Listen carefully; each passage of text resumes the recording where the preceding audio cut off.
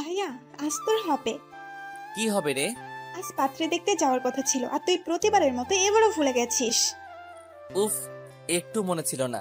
মা কোথায়? নিজের ঘরে সেজে গুজে বসে আছে। যা না, যা। এই চুপ কর তুই। আগে তোর বিয়ের ব্যবস্থা করতে হবে, বুঝলি? এইসব বলে লাভ নেই। আগে তোর গলায় পড়বে ফাঁসির ফান্দা। নেহা, তোকে আমি। কাব্যর রাগ দেখে নেহা দৌড়ে পালালো। কাব্য নিজের রুমে গিয়ে ফ্রেশ হয়ে তার মা সালেহা বেগমের রুমে গেল। সালেহা বেগম মাথায় হাত দিয়ে ইজি চেয়ারে বসে আছে। সালেহা বেগমকে এমন দেখে কাব্য ভাবছে, হইছে, কাব্য আজ তোর 12টা বাজবেই। মা, আসবো? সালেহা বেগম কাব্যর কথা শুনে চুপ করে আছে।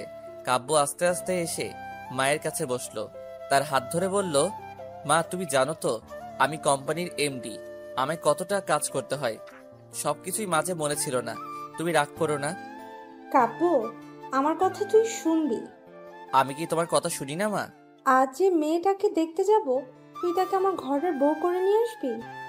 আমি তো দেখিনি না দেখে। থাম, এর মানে আমার মতামতের কোনো গুরুত্ব নেই তোর কাছে?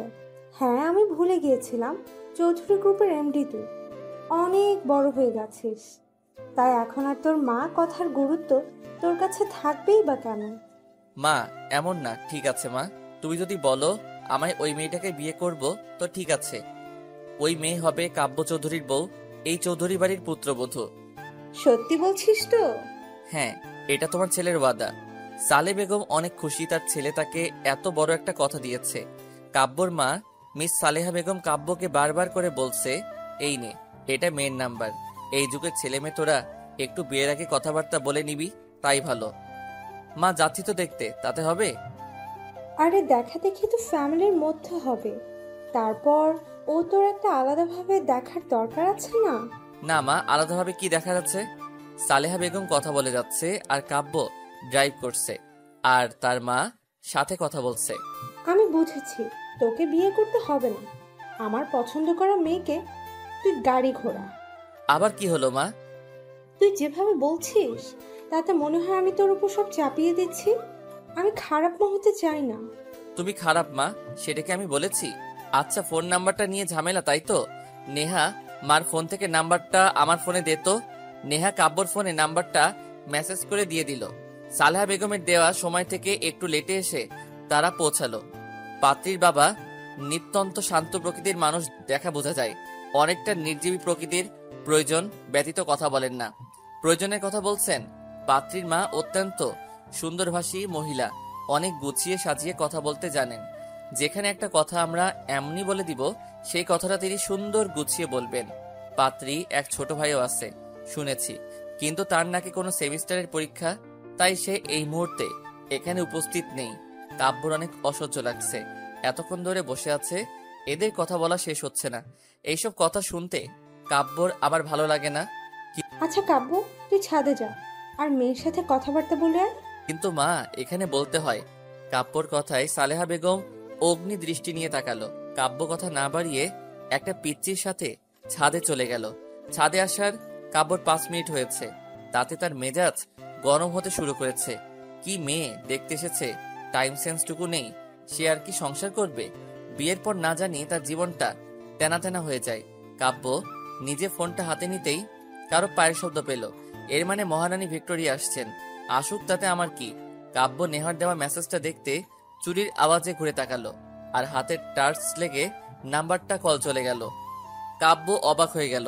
তখনই যে মেয়েটা তার সামনে দাঁড়িয়ে আছে তার ফোনটা টিং টং শব্দ করে বেজে উঠল। কাব্য মনে মনে অনেকটা বিরক্ত বোধ করলো। যদি এটা তার বাবার অফিসের মিটিং হতো, মেয়েটাকে ঘাট ধাক্কা দিয়ে বের করে দিত, কিন্তু অদ্ভুতভাবে সে তা করতে পারছে না। মেয়েটা একটু সরে গিয়ে ফোনটা রিসিভ করলো। কাব্য বিরক্তিকর দৃষ্টি নিয়ে তার দিক থেকে চোখ সরিয়ে নিয়ে নজর দিলে তার ফোনে আর সপ্তম আশ্চর্যের মতো হা করে তাকিয়ে দেখছে। একবার ফোনের দিকে, আরেকবার মেয়েটার দিকে। মেয়েটা যে হ্যালো হ্যালো করে যাচ্ছে, অদ্ভুতভাবে তা ফোনের বাহির থেকেও শোনা যাচ্ছে। ভাগ্যকে তো ধন্যবাদ দেওয়া উচিত, এই মেয়েটাকে সামনে পেয়েছি। এবার দেখাচ্ছি মজা। কাব্য ফোনটা হাতে নিয়ে মেয়েটির ঠিক পেছন গিয়ে দাঁড়ালো। আর, এই যে miss. Hello hello hello hello করছি, শুনতে পাচ্ছেন না? কানে কি তুলা গুজে আছে? আমার কান পরিষ্কার আছে, মনে হচ্ছে কানের সমস্যাটা আপনার। কি আমার কানে সমস্যা? আপনি যদি ডাক্তার দেখান ঠিক বলে দিবে আপনি কত বড় ঠসা। ও আচ্ছা আচ্ছা, তারপর? তারপর কি? কি তারপর? আপনি আমার 20 টাকা দিবেন কিনা বলুন। একটু পিছনে ঘুরুন না। কেন, পিছুই ঘুরলেই কি আমি আমার 20 টাকা পেয়ে যাব? আচ্ছা মেয়ে তো আপনি, 20 টাকার জন্য যদি বলি ছাদ থেকে নিচে লাফিয়ে পড়ুন, তাই করবেন বুঝি? আমি কখন বললাম তাই করব? এক মিনিট এক মিনিট, আপনার কথা না অনেক কাছ থেকে শোনা যাচ্ছে মনে হচ্ছে। কি মনে হচ্ছে বলুন বলুন। মনে হচ্ছে আপনি আমার খুব কাছে, হ্যাঁ, পিছে দাঁড়িয়ে কথা বলছেন। ও ও, কি? ও ও, এত যখন মনে হচ্ছে একটু পিছনেই ঘুরুন না। মেঘা ঘুরতেই অবাক হয়ে গেল, কারণ কিছুক্ষণ আগে যে ছেলেটা তাকে দেখতে এসেছিল সেই ছেলেটা ফোনটা হাতে নিয়ে তার পিছে দাঁড়িয়েছিল, আর এই ছেলেটা সেই ছেলে। এতক্ষণ পাগলের মতো বকবক করে যাচ্ছিল মেঘা, পিছে যে কেউ আছে তা খেয়াল করেনি। ওর মন যে কই যায় তা মাঝে মধ্যে ভেবে কুল কিনারা খুঁজে পায় না। হায় রে কপাল, মেঘা যে ছেলেটা ওকে দেখতে আসছে তার নাম্বারে 20 টাকা যেতেই হলো, আর অন্য কোনো নাম্বার কি দুনিয়ায় ছিল না? কি হতো ফোন নাম্বারটা কোনো মেয়ের হলে? এখন এই হাবলাকান্তকে আমি কি বলি? মনে মনে ভাবছে মেঘা। দুজনের মাঝে ক্ষণিকের নীরবতা। এবার মেঘা কাব্যর দিকে একটু চোখ দিল। কাব্য কালো রঙের শার্ট সাথে ব্লু জিন্স পরেছে, হাতে একটা ব্র্যান্ডের ঘড়ি আছে। গায়ের রং ধবধবে দুধের মতো হওয়া কালো রং বেশ মানিয়েছে তার স্ট্রেট চুলগুলো, হালকা বাতাসে উঠছে, বড্ড সিল্কি চুল মনে হচ্ছে। মেঘা যে তাকে এইভাবে দেখছে তাতে যে কাব্যর কোনো ভ্রুক্ষেপ হচ্ছে বা আছে তা বোধগম্য হচ্ছে না। সে নিজের মতো পকেটে হাত দিয়ে দাঁড়িয়ে আছে, কাব্য কিছুই বলছে না। তাই মেঘা নিজের নখগুলো দাঁত দিয়ে কামড়াচ্ছিল। হুট করে মেঘার মাথায় আসলো, এখন তো উনি আমার 20 টাকা দিয়ে দিতে পারে, এখন তো কোনো সমস্যা নেই। আচ্ছা, এখন তো আপনি আমায় 20 টাকা রিটার্ন দিয়ে দিতে পারেন। এত কিছুর পরও তুমি তোমার 20 টাকা নিয়ে পড়ে আছো? এই 20 টাকার জন্য তুমি আমায় চেষ্টা ছেলে বলেছো। তো ভুল বলেছি আপনি মনে নিচ্ছেন কেন? রাত গেছে, কথাও গেছে, মনে রাখার কি আছে? কিন্তু রাত তো যায়নি। মেঘা মনে মনে আমি ঢোক গিলতে লাগলো। যাহ, আমার 20 টাকার আশা আমায় ছেড়ে দিতে হবে। একটু আগে রাগ লাগছে দেখে তো অনেক বড় লোক মনে হচ্ছে। এত চিপড়ে কোয়ালিটির হইলে কিভাবে সম্ভব? রাগ উঠলে আমি উল্টাপাল্টা কথা বলে ফেলি। আমি হুট করে বলে ফেললাম, 20 টাকা দিচ্ছেন না, আর বিয়ে করে বউকে তো 1 টাকা দিবেন না, বাপের বাড়ি থেকে খরচ চালাতে হবে। মেঘার কথায় কাব্য রেগে গেল, তার চোখে স্পষ্ট রাগের ছাপ। মুহূর্তেই চোখ জোড়া লাল হয়ে গেল, এখন হাতগুলো মুষ্টিবদ্ধ করে দাঁড়িয়ে আছে। কাব্য চেঁচিয়ে বলল, তুমি কি মিন করতে চাচ্ছ? প্রথম আমায় শাস্ত্রা বলছে, এখন কোন টাইপের বলতে চাচ্ছ? তোমাকে আমি বিয়ে করব আর তোমার বাবার টাকায় চলবো? How funny! তুমি তো রিজেক্টেড। আর 1 মিনিট না দাঁড়িয়ে কাব্য হনহন করে নিচে নেমে গেল। মেঘা তার পিছু পিছুই যাচ্ছিল, কিন্তু শাড়িটা এত ভেজাল করছে যে আস্তে আস্তে সিঁড়ি বেয়ে নামতে হচ্ছে মেঘার। মা, এখানে আর 1 মুহূর্ত না, এখনই চলো। কাব্যর কথায় কাব্যর মা অবাক হয়ে গেলেন। তিনি তার ছেলেকে দেখে বুঝে ফেলেছেন যে সে মারাত্মক রেগে গেছে। কাব্যর রাগের মাত্রা তার জানা আছে। তিনি পড়েছেন বিপাকে, না উঠতে পারছেন না ছেলের কথায় তার সাথে যেতে পারছেন। মহা বিপদের গন্ধ তার নাকের সামনে ভুর ভুর করছে। এতক্ষণে মেঘা নিচে আসতেই কাব্য মেঘাকে উদ্দেশ্য করে বলল, এই মেয়েকে আমি বিয়ে করব না, কখনো না। এই যে আন্টি, আপনি অনেক সুন্দর আর সুইট করে কথা বলতে পারেন, কিন্তু আপনার মেয়ে একটা অত্যন্ত অভদ্র অসভ্য মেয়ে। এই মেয়েকে আমি কেন কোনো ছেলেই বিয়ে করবে না। এই যে আপনি আমার শিক্ষা তুলে কথা বলছেন কেন? তুমিও কিছুক্ষণ আগে তাই করেছো। শুনে, আপনি নিজেকে কি ভাবেন বলুন তো? আপনি প্রিন্স চার্মিং নাকি অন্য কিছু? তুমি কি নিজেকে রানী ভিক্টোরিয়া না মোনালিসা মনে করো? আমার বিয়ে হোক না হোক, আমি তো আপনাকে বিয়ে করব না। তোমায় আমি আগেই রিজেক্টেড করে দিছি, তাই কথা বলার কোনো মানেই হয় না। কাব্য চলে গেল ও মেঘা চলে গেল, দুজন দুজনের বিপরীত মুখে চলে গেল। কাব্য নিজের রুমে আরাম করে শুয়ে আছে আর ফোনে গেম খেলছে। কাব্যর বোন এসে মুখ ফুলিয়ে বলল, ভাইয়া, এটা একদম ঠিক হলো না। কোনটা? তাড়াতাড়ি ভুলে গেলি? তুই কি বলতে চাস ক্লিয়ার করে বল, না হয় গেট লস। ভাইয়া, কি হয়েছে বলতো? আমার থেকে তোর এত ইন্টারেস্ট কেন? কই? কি ব্যাপার বলতো? কোনো ব্যাপার না। হঠাৎ করে তোতলানো শুরু করলি কেন? এমন ভাবে প্রশ্ন করছিস যেন আমি রিমান্ডের আসামি। তো তুই আমার সাইডে না থেকে ওই মেয়েটার সাইডে কেন? ওই মেয়েটা তোর কি লাগে, বোন? কাব্যর বোন হনহনিয়ে চলে গেল। কাব্য সন্দেহজনক ভাবে নেহার চলে যাওয়ার দিকে তাকিয়ে আছে। মেঘার মা খুব শান্তিপূর্ণ ভাব নিয়ে আছেন। মেঘার বুঝতে বাকি নেই এটা মহাযুদ্ধ। এর আগের পরিস্থিতি, মেঘা ওর মতো পা দুলিয়ে দুলিয়ে আইসক্রিম খাচ্ছে। মেঘার বাবা মাঝে মাঝে মেঘার দিকে এক দৃষ্টিতে তাকাচ্ছেন, আবার নিজের দৃষ্টি ফিরিয়ে নিচ্ছেন। বাবাকে দেখে মনে হচ্ছে এই মহাযুদ্ধ মেঘা লাগিয়ে দিয়ে চুপচাপ পরাস্ত সৈনিকের ন্যায় বসে আছে। মেঘার ভাইয়ের আজ ভার্সিটিতে অ্যাসাইনমেন্ট ছিল, তাই ওকে যেতে হয়েছিল। এই মহাযুদ্ধ বেচারা মিস করে গেছে। ভার্সিটি থেকে ফিরে মেঘার দিকে ড্যাব ড্যাব ভাবে তাকিয়ে আছে। আপু, তুই এটা কি করলি বলতো? কি করেছে শুনি? এত সুন্দর, স্মার্ট, কিউট, হ্যান্ডসাম, ড্যাশিন মার্কা ছেলেকে রিজেক্ট করে দিলা? ও রিজেক্ট করেনি, ছেলে করেছে। মেঘার মায়ের কথায় মেঘা আর আকাশ একসাথে ওদের মাকে বলে উঠল, তুমি একটু চুপ থাকো না মা। হ্যাঁ, আমি তো চুপ থাকবই। তোদের যা ইচ্ছে হয় তোরা করবি, এইসব দোষ তোমার, বুঝলে? এর মধ্যে আমায় টানছো কেন? টানবে না, তুমি তো নষ্টের গোড়া। পুতুল, কি আজে বাজে বলছো? আহা মা, তুমি এই সিরিয়ালি ড্রামা কিছুক্ষণের জন্য বন্ধ করো তো। এই আকাশ, তোর কি হয়েছে বলতো? কেন আপু, কি হবে? তুই আমার ভাই না ওই কাব্যর ভাই? অবশ্যই তোমার ভাই। আমার সাথে রক্তের সম্পর্ক হয়ে আমার দিকে টানছিস না? আমি এত কিউট সুন্দর না বলে বলছিস ছেলেটা কত সুন্দর কিউট হ্যান ত্যান কেন? ওমা, তাই নাকি? আমি এসব বলেছি? আচ্ছা, তুই আর কাব্যের বোন নেহা একই ডিপার্টমেন্টের না? তো তো কি, তুই আমায় বল। আরে আপু, যে বোনের ভাই আমার বোনকে পাত্তা দেয়নি, আমি সেই ভাইয়ের বোনকে কেন দিব বলো? এই না হলো আমার ভাই? মেঘার ভাই মাথায় হাত দিয়ে বসে রইল। কি আকাশ পাতাল ভাবতে শুরু করেছে ও ভালো জানে। তখনই, এই তোর ফোন ধরতে এত টাইম লাগলো কেন সেটা আগে বল। সি নেহা, তোমার ভাষার এ কি হাল হয়েছে? চুপ করে থাক, তুই একটা কথা বলবি না আমার ভাষা নিয়ে। আচ্ছা বাবা, আচ্ছা, এত হাইপার কেন হচ্ছ বলো তো? কেন হচ্ছি তোমায় বলতে হবে? তুমি বুঝতে পারছো না? ও, তোমার ভাই আমার বোনকে রিজেক্ট করেছে, সেজন্য তুমি হাইপার হচ্ছ? কেন, আমি তো আর তোমায় রিজেক্ট করিনি। মিসকা শয়তানের মতো কথা বলা বন্ধ করো। তুমি জানো আমি কত ছলে বলে কৌশলে মায়ের কানে মেঘা আপুর কথাটা তুলেছিলাম। নেহা আন্টি কিন্তু আগে থেকে মেঘা আপুকে মারাত্মকভাবে পছন্দ করতেন, তুমি শুধু হওয়া কাজটাকে করে দিয়েছো।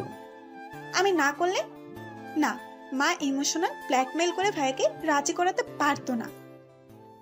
সব তো ঠিক ছিল, ওদের মাঝে এমন কি হলো যে দুজন এমন বিহেভ করলো? ওরা কি দুজন দুজনকে আগে থেকে চিনতো? কিন্তু প্রশ্ন হচ্ছে কিভাবে, কেমনে? আমি এসব কিছুই বুঝি না, জাস্ট বলবা, এরপর তুমি কি করবা?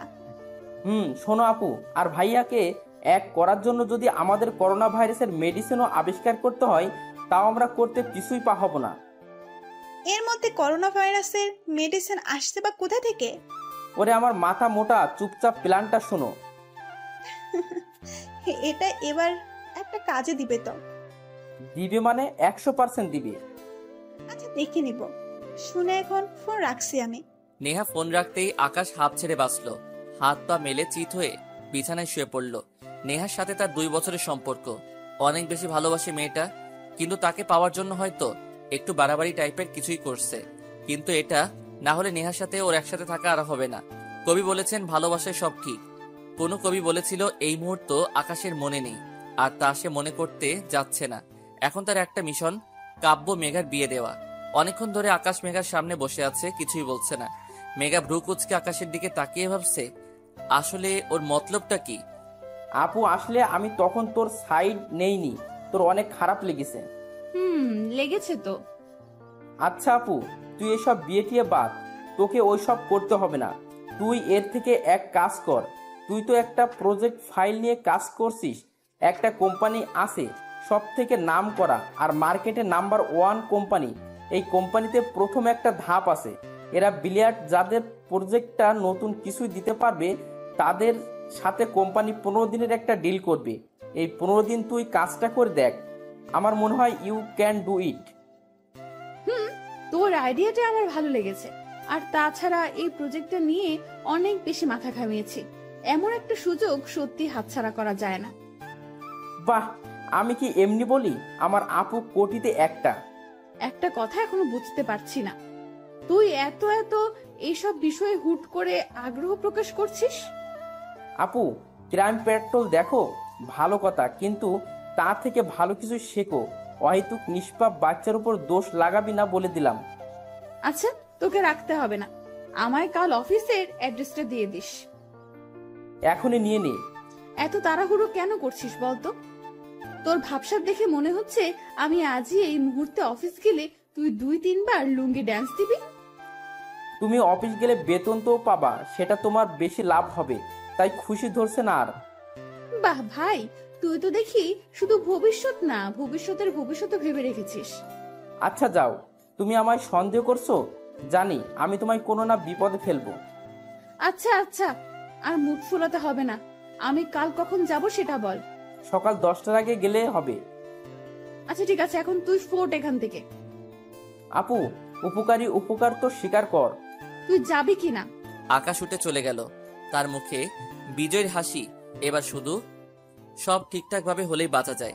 আকাশটার মাথায় যে কি চলছে তা মেঘা কিছুতেই বুঝতে পারছে না। যাই হোক, মেঘা বেশি ভাবছে। ফোনের ডাটা অন ছিল, ক্রিং করে মেসেজ টোন বেজে উঠল। নিস্তব্ধতায় ঘেরা এই রাতে কোনো শব্দে হুট করে বুকের ভিতরটা কেঁপে উঠল মেঘার। কি নিষ্ঠুর ফোন রে বাবা, রাতের নীরবতাকে কিভাবে ক্ষত বিক্ষত করছে তার বিভৎসতায়। ফোনটা হাতে নিয়ে মেঘা দেখল ওকে ইমোতে কেউ একটা মেসেজ দিয়েছে। তা সিন করতে দেখল কাব্য চৌধুরী মেঘাকে মেসেজ দিয়েছে। What a name! মেজাজটা 4 গুণ খারাপ হয়ে যাচ্ছে মেঘার। এই লোকটাকে ওর অনেক অসহ্য লাগছে। মাঝে মধ্যে ইচ্ছে হচ্ছে তাকে টুকরো টুকরো করে চিল শকুন দিয়ে খাওয়াই দেই। আপনার কি সমস্যা? আমার নাম কি হয় হোক, কোনো সমস্যা নেই, শুধু বেমানান রকম কিছুই ফেল হচ্ছে। আপনার ফিল আপনার বুক পকেটে ভরে রাখুন। ওকে, তা না হয় রাখবো, কিন্তু কি বলতো, মেঘা নামটা কত কিউট, কিন্তু তোমায় তো নামটার সাথে খাপ খাওয়াতে পারছি না। আফসোস। আপনাকে কেউ বলেছে খাপ খাওয়াতে? আর আপনি কি বলতে চান? আমার নাম কিউট? আমি কিউট না? বাহ, এতক্ষণে তুমি একটা সঠিক কথা বলেছ। আপনি কিন্তু বেশি বাড়াবাড়ি করছেন। আপনাকে আমি অনেক অনেক। অভিশাপ দিবা? হ্যাঁ, পারলে তাই দিব। শুনুন, হ্যাঁ শোনাও। আপনার না বিয়ে হবে না, হলেও বিয়ে করা বউ টিকবে না, টিকলেও আপনার বাচ্চা কাচ্চা হবে না, আর হলেও সে মানুষ হবে না, আপনার মতো শয়তানের হাড্ডি হবে। Wow, so cute. মানে? এত কিউট কিউট অভিশাপ দিতে থাকো, ঠিক আছে? আপনি আমার সাথে মজা করছেন? আজকের জন্য এতটুকু এন্টারটেইনমেন্ট যথেষ্ট, বেশি হলে আবার হজম হবে না। ভালো থাকো, বাই। নিতে পারছে না মেঘা, ফোনের ডাটাটা অফ করে ফোনটা রেখে দিল। আর ভাবতে থাকলো, শয়তান বেটা, আমায় এইভাবে বললি তো তোর জীবন তেজপাতা হয়ে যাবে। এমন মেয়ের পাল্লায় পড়বি না যে নিজের জীবনটা শেষ হয়ে যাবে। সকাল 10টা। মা, 10টা বেজে গেছে। তোমার জন্য আমার লেট হচ্ছে। প্রথম দিন যাচ্ছি, আমায় তো ওরা নিবে না, উল্টা ঘাট ধরে বের করে না দেয়। কতবার বললাম একটু আগে ডেকে দিও, ডেকে দিও, কে শোনে কার কথা? এই, মেজাজটা কম করতে শিখতো। তাড়াহুড়ো করিস না, সাবধানে যা। এই আপু, তোকে বলেছিলাম 10টায় পৌঁছতে হবে, আর তুই 10টায় বের হচ্ছিস। শোনো, আমার উঠতে লেট হয়েছে, এটা আমি কি করব? মা তো আমাদের দেরি করে ডাক দিয়েছে। আচ্ছা, বাসায় এসে কথা বলিস, এখন দৌড় লাগাতো। শোনো আকাশ, আমি ম্যারাথনের দৌড় রেসার না যে দৌড় লাগাবো। আপু, এই কচ্ছপি কন্ডিশন দেখলে তো তোকে রিজেক্ট করে দিবে বল। আই খবরদার, এই রিজেকশন করার কথা আমার সামনে বলবি না। তাহলে যা, আমি যাবই না। আচ্ছা বাবা, আচ্ছা, সরি, আর বলবো না, তুমি যাও এখন। মা, আমি আসছি। বেরিয়ে পড়লো মেঘা। নতুন জায়গা আর ফার্স্ট ডে। মেঘা লেট, বাবা, সময়ের কি মূল্যায়নও না আমি করেছি। আমার প্রজেক্ট তাদের পছন্দ হবে কিনা জানি না, কিন্তু আমার টাইম সেন্স দেখে নির্ঘাত বুঝে যাবে আমি সময়ের মূল্যায়ন করতে জানি না। আমার ট্যালেন্ট কম না তা দেখাতে কিছুতেই পিছুই হটবো না, এসব ভাবছে মেঘা। অফিস পৌঁছাতে পৌঁছাতে মেঘলার আরো 25 মিনিট লেগে গেল। অফিসের ওয়েটিং রুমে বসে হাত ঘড়ির দিকে তাকাতেই দেখে 10টা 30 বেজে গেছে প্রায়। মেঘা কোনো জায়গায় চুপচাপ বসে থাকতে পারে না। অফিসের পিয়নটা সে কখন বসিয়ে রেখে চলে গেছে। আশেপাশে কাউকে পেলে সীমিত আকারে একটা আড্ডা দেওয়া যেত, তাতে মন্দ কিছুই হতো না। বিরক্তি নিয়ে উঠে দাঁড়ালো মেঘা। আশেপাশে কোনো মানুষ নামের প্রাণী দেখতে পাচ্ছে না। অফিসটা ঘুরে দেখলে মন্দ হবে না। মেঘার ভাবা মানে কাজ করা। অফিসটা বেশ বড়, ওয়েটিং রুমটা তুলনামূলকভাবে ছোট হলেও বাহিরের কাজের ডেস্কগুলো বেশ জায়গা নিয়ে বানানো হয়েছে। একটু জিনিসের দিকে চোখ যেতেই মনটা উৎফুল্লতায় নেচে উঠল মেঘার।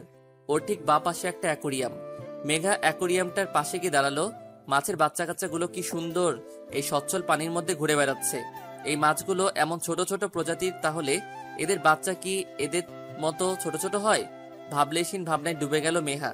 হুট করে পিছু ঘুরতে কারোর সাথে ধাক্কা খেলো। মনে হলো কোনো খাম্বার সাথে বড়সড় ধাক্কা খেয়েছে। মেঘা টাল সামলাতে না পেরে পড়ে যেতে লাগলে কেউ একজন মেঘার কোমর ধরে নিজের বুকের মাঝে নিয়ে ফেললো। তার হার্টবিট এর দোকানে স্পষ্টভাবে শুনতে পারছি। মেঘা তার ছোঁয়ায় মেঘার শরীর শিহরিত হতে লাগলো। হিম ঠান্ডা বয়ে চলেছে। ব্যাপারটা লজ্জাজনক ভাবতে তাকে ধাক্কা দিয়ে সরিয়ে দিল। মেঘার ধাক্কায় সে শুধু এক পা পিছাচ্ছিল। লোকটির দিকে তাকাতেই মেঘার চোখ চরক গাছে। আরে কাব্যের বাচ্চা, কাব্য এখানে কি করে? যদিও কথাটা মনে মনে বলল মেঘা। এই মেয়ে, তোমার সমস্যা কি? আমার কোনো সমস্যা নেই, আপনি আমায় টাচ করলেন কেন? তোমায় টাচ করার কোনো ইচ্ছা আমার নেই। তুমি পড়ে যাচ্ছিলে, আমি শুধু তোমায় বাঁচিয়েছিলাম। Not at all. আপনি আমায় ইচ্ছা করে টাচ করেছেন। এখন আমি বুঝতে পারছি আপনি ওই টাইপেরও ছেলে। এখন তুমি কি মিন করতে যাচ্ছ? আমায় ক্লিয়ার করে বলবে? মেয়ে দেখলেই মাথা ঠিক থাকে না, তাদের শুধু ধরতে ইচ্ছে করে। সেই টাইপ কিছুই ছেলে হয় না, সেই টাইপ। মুহূর্তে কাব্য রক্তিম লাল হয়ে উঠল মুখ। রাগের ডার্ক গোলাপি ঠোঁটগুলো কাঁপছে। চিল্লাই বলল, তোমার সাহস কি করে হলো আমায় এইসব বলতে?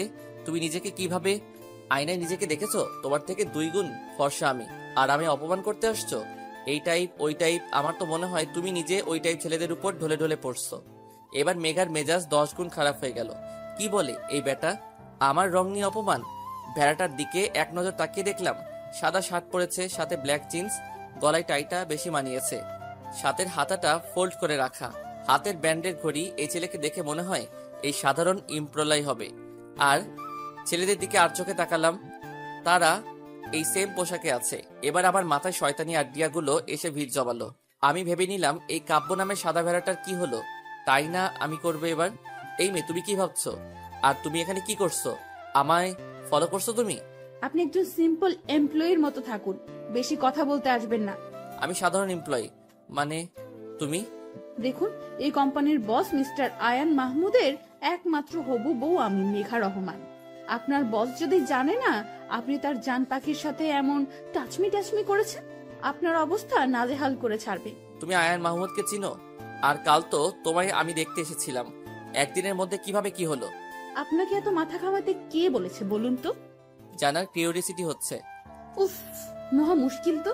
শুনুন, আমার আর আয়ানের 4 বছরের প্রেমময় সম্পর্ক। 4 বছর? কিন্তু আয়ান মাহমুদ তো 4 বছর বিদেশে ছিলেন তোমার সাথে, কেমনি কি? এত প্রশ্ন করছেন কেন? যদি শুনতে না চান তো চুপ করে থাকুন, হয়তো প্রশ্ন করে আমায় জ্বালাবেন না। ওকে ওকে, শুধু এটা বলো, এত বড় কোম্পানির এমডি হয়েও তোমার বিয়ে কেন করছে না আমার সাথে? কেন তোমার ফ্যামিলি দিতে রাজি না? যাহ, মহা ঝামেলাপূর্ণ প্রশ্ন করে বসেছে। এর উত্তর একটা টাইট সাইড কিছুই দিতে হবে, না হয় বিনা কারণে ফেসে যাবে। আর অহেতুক নিজেকে আয়ান মাহমুদের হবু বউ বলাই জেলে যেতে পারি। এই ছোট বয়সে জেলে যাওয়া যাবে না। কি বলি ভাবছি মেঘা। আসলে সমস্যাটা কি হচ্ছে আয়ানের? কি আয়ানের? আয়ান মাল খায়। কি? সরি, মানে আয়ান ড্রিঙ্ক করে। সরি, এটা বাবার খুব অপছন্দনীয় বিষয়। আসলে বড়লোক বাবার একমাত্র ছেলে একটু একটু তো খাবে, এতে অপছন্দের কি আছে? আমার তো ড্রিঙ্কস করা ছেলে স্বামী হিসেবে বেশ পছন্দ। কাব্যর চোখের দিকে তাকাতেই মেঘা চুপ হয়ে গেল। তার চোখে মুখে স্পষ্ট রাগের ছাপ। সে রাগে ফুসফুস করছে, তা ভালো বোঝা যাচ্ছে। মেঘা তো আয়নের কথা বলছে, তাহলে কাব্য কেন রাগে জ্বলছে? ও বুঝেছি, জেলাস ফিল করছে। How cheap. কাব্য দেখে এবার ভয় হওয়াটাই স্বাভাবিক। রাগে চোখটি লাল হয়ে উঠেছে, ডার্ক গোলাপি ঠোঁটগুলো কামড়ে ধরে আছে। একপাশে শার্টের হাতের ফোলটা অগোছালো হয়ে উঠেছে। সেদিকে ব্রুকেপ না দিয়ে কাব্য 1 পা 2 পা করে মেঘার দিকে এগিয়ে যেতে লাগলো। অদ্ভুতভাবে মেঘার ভয় লাগছে। কাব্যকে সে ভয়ে কুকিয়েছে। কাব্য এগিয়ে আসছে আর মেঘা মাথা নিচু করে পিছিয়ে যাচ্ছে। মেঘার পিঠ ঠেকে গেল দেয়ালে। এই পাশ ওই পাশ তাকাতে কাব্য ঠিক ওর সামনে এসে দাঁড়ালো। কাব্য এক হাত পকেটে রেখে অন্য হাত দেয়ালে রেখে বাঁকা হয়ে মেঘার দিকে ঝুঁকে দাঁড়ালো। অনেক কাছে থাকা সত্ত্বেও কাব্য মেঘাকে টাচ করেনি, আর তার খুব কাছে শুধু দাঁড়িয়ে আছে। মেঘার ভয় যায় যায় অবস্থা। দৌড়ে পালানোর সুযোগ পেলে হয়তো ম্যারাথন রেসারকেও হার মানাবে। মিস মেঘা। জি। তুমি কি বলছিলে জানো? কই কি বলেছি? কিছুই বলিনি তো। কিছুই বলনি মেঘা? কাব্যর মেঘার ফেসটা দেখতে অনেক ভালো লাগছে। ভয়ের ছাপ স্পষ্ট। ভয়ে বাচ্চাদের মতো চোখ বন্ধ করে আছে। কাব্য মেঘার থেকে সরে এসে বলল, তুমি কি বললা আমি কই? তুমি কি বললা মেঘা? তুমি আয়ন মাহমুদের হবু বউ? মেঘা নিশ্চুপ। সব সময় ফাইজলামো করলে যে হয় না তা এখন হারে হারে বুঝতে পারছে সে। এই লাল রাক্ষস আমার সাথে এখনই কি করবে কে জানে। এইসব ভাবছে মেঘা কাব্যর পাশে একটা ছোটখাটো ড্রেস পরা মেয়ে এসে দাঁড়ালো। অফিসের এমপ্লয়ি। মেঘার মেয়েটাকে দেখে মনে হচ্ছে বড্ড অভাব অনটনের ফলে জামার বাকি অংশ বিক্রি করে দিয়েছে। আহারে বেচারি। কি হয়েছে কাব্য বেবি, এই মেয়েটাকে? ও তিশা, মিট। উনি নাকি আয়ন মাহমুদের হবু বউ। ও মাই গড, সিরিয়াসলি? ওদের হাসাহাসি দেখে মেঘার ইচ্ছে করছে মাটি ফাঁক করে তার মধ্যে ঢুকে যায়। কি দরকার ছিল এমন একটা মিথ্যা বলার? এখন কতটা অপ্রস্তুত ফিল হচ্ছে। মেয়েটি হুট করে মেঘার গাল টিপে ধরলো। এত জোরে ধরলো জানি গালের হাড়গুলো ভেঙে ফেলা তার প্রধান কাজ। এই মেয়ে তোমার খুব শখ না আয়ান মাহমুদের বউ হওয়ার? তোমাকে হওয়াইতাছি। মেয়েটা মেঘাকে ছেড়ে দিয়ে ডাকতে লাগলো। এই রিয়া, রাহেল, দীপ, রায়হান, আদিত্য, তোরা কোথায়? এদিকে আয়। মেয়েটার ডাকে সবাই এখানে জড়ো হয়ে গেল। মেঘা এখনো বুঝতে পারছে না এই আয়ন মাহমুদটাকে। রোগা হ্যাংলা পাতলা একটা ছেলে বলে উঠলো, আরে রায়হান, দেখে এই মেয়েটা নাকি আয়ান মাহমুদের বউ। কিছুক্ষণ আগে তো শুধু দুইজন হাসছিল, এখন এরা সবাই মিলে হাসছে। কাব্য পকেটে হাত দিয়ে মেঘাকে বলল, ইউ ফুল, তুমি আদৌ জানো আয়ন মাহমুদকে? মেঘাকে সত্যি জানে না আয়ন মাহমুদকে, তাই হা করে তাকিয়ে থাকা ছাড়া আর কোনো কাজ ওর চোখে পড়ছে না। আমি আয়ন মাহমুদ কাব্য চৌধুরী। আল্লাহ বাঁচালে বেরি চান। এ কি, এর নাম তো কাব্য চৌধুরী, তাহলে রেলগাড়ির মতো এত লম্বা নামটা কই থেকে আসলো? এখন মেঘার কান্না করতে ইচ্ছে হচ্ছে, তাও যে সে কান্না না, মরা কান্না করতে ইচ্ছে হচ্ছে। ফ্লোরে বসে হাত পা ছড়িয়ে কান্না করতে ইচ্ছে করছে। বিড়বিড় করে বলতে লাগলো, তোমার মতো মেয়েরা কেমন হয় জানো মেঘা? প্রথমে বড়লোকের ছেলে দেখো, তাকে নিজের বোকা স্বভাব আর সৌন্দর্য জালে ফাঁসিয়ে ফুসলিয়ে বিয়ে করে নাও, এই তোমার কোয়ালিটি। কাব্যর কথাগুলো মেঘা চুপচাপ শুনে গেল। এমন কথা মেঘা 20 বছরে একবারও শুনেনি। কতটা নোংরা মনের মানসিকতা থাকলে এই কথাটা বলা যায় তা কল্পনা করেও খুঁজে পাচ্ছে না মেঘা। তুমি এই আয়ান মাহমুদ কাব্য চৌধুরীকে এই টাইপ সে টাইপ বলছো। আজ তো আমার মনে হচ্ছে তুমি কোন টাইপের, নাকি তুমি পতিতালয়ের বাসিন্দা অনায়াসে বলে দিতে পারলা তুমি আয়ান মাহমুদের হবু বউ। কাব্যর কথাগুলো শুনে মেঘা মাথা ঠিক রাখতে পারল না। মেঘার পাশ দিয়ে পিয়নটা যাচ্ছিল কারোর জন্য কফি নিয়ে, মাথা নিচু করে যাচ্ছে। তাকে দেখে মনে হয় বৃদ্ধা অভাবের তাড়নায় কাজটা করছে। এই নোংরা কথাগুলো শুনতে হয়তো তারও ভালো লাগছে না।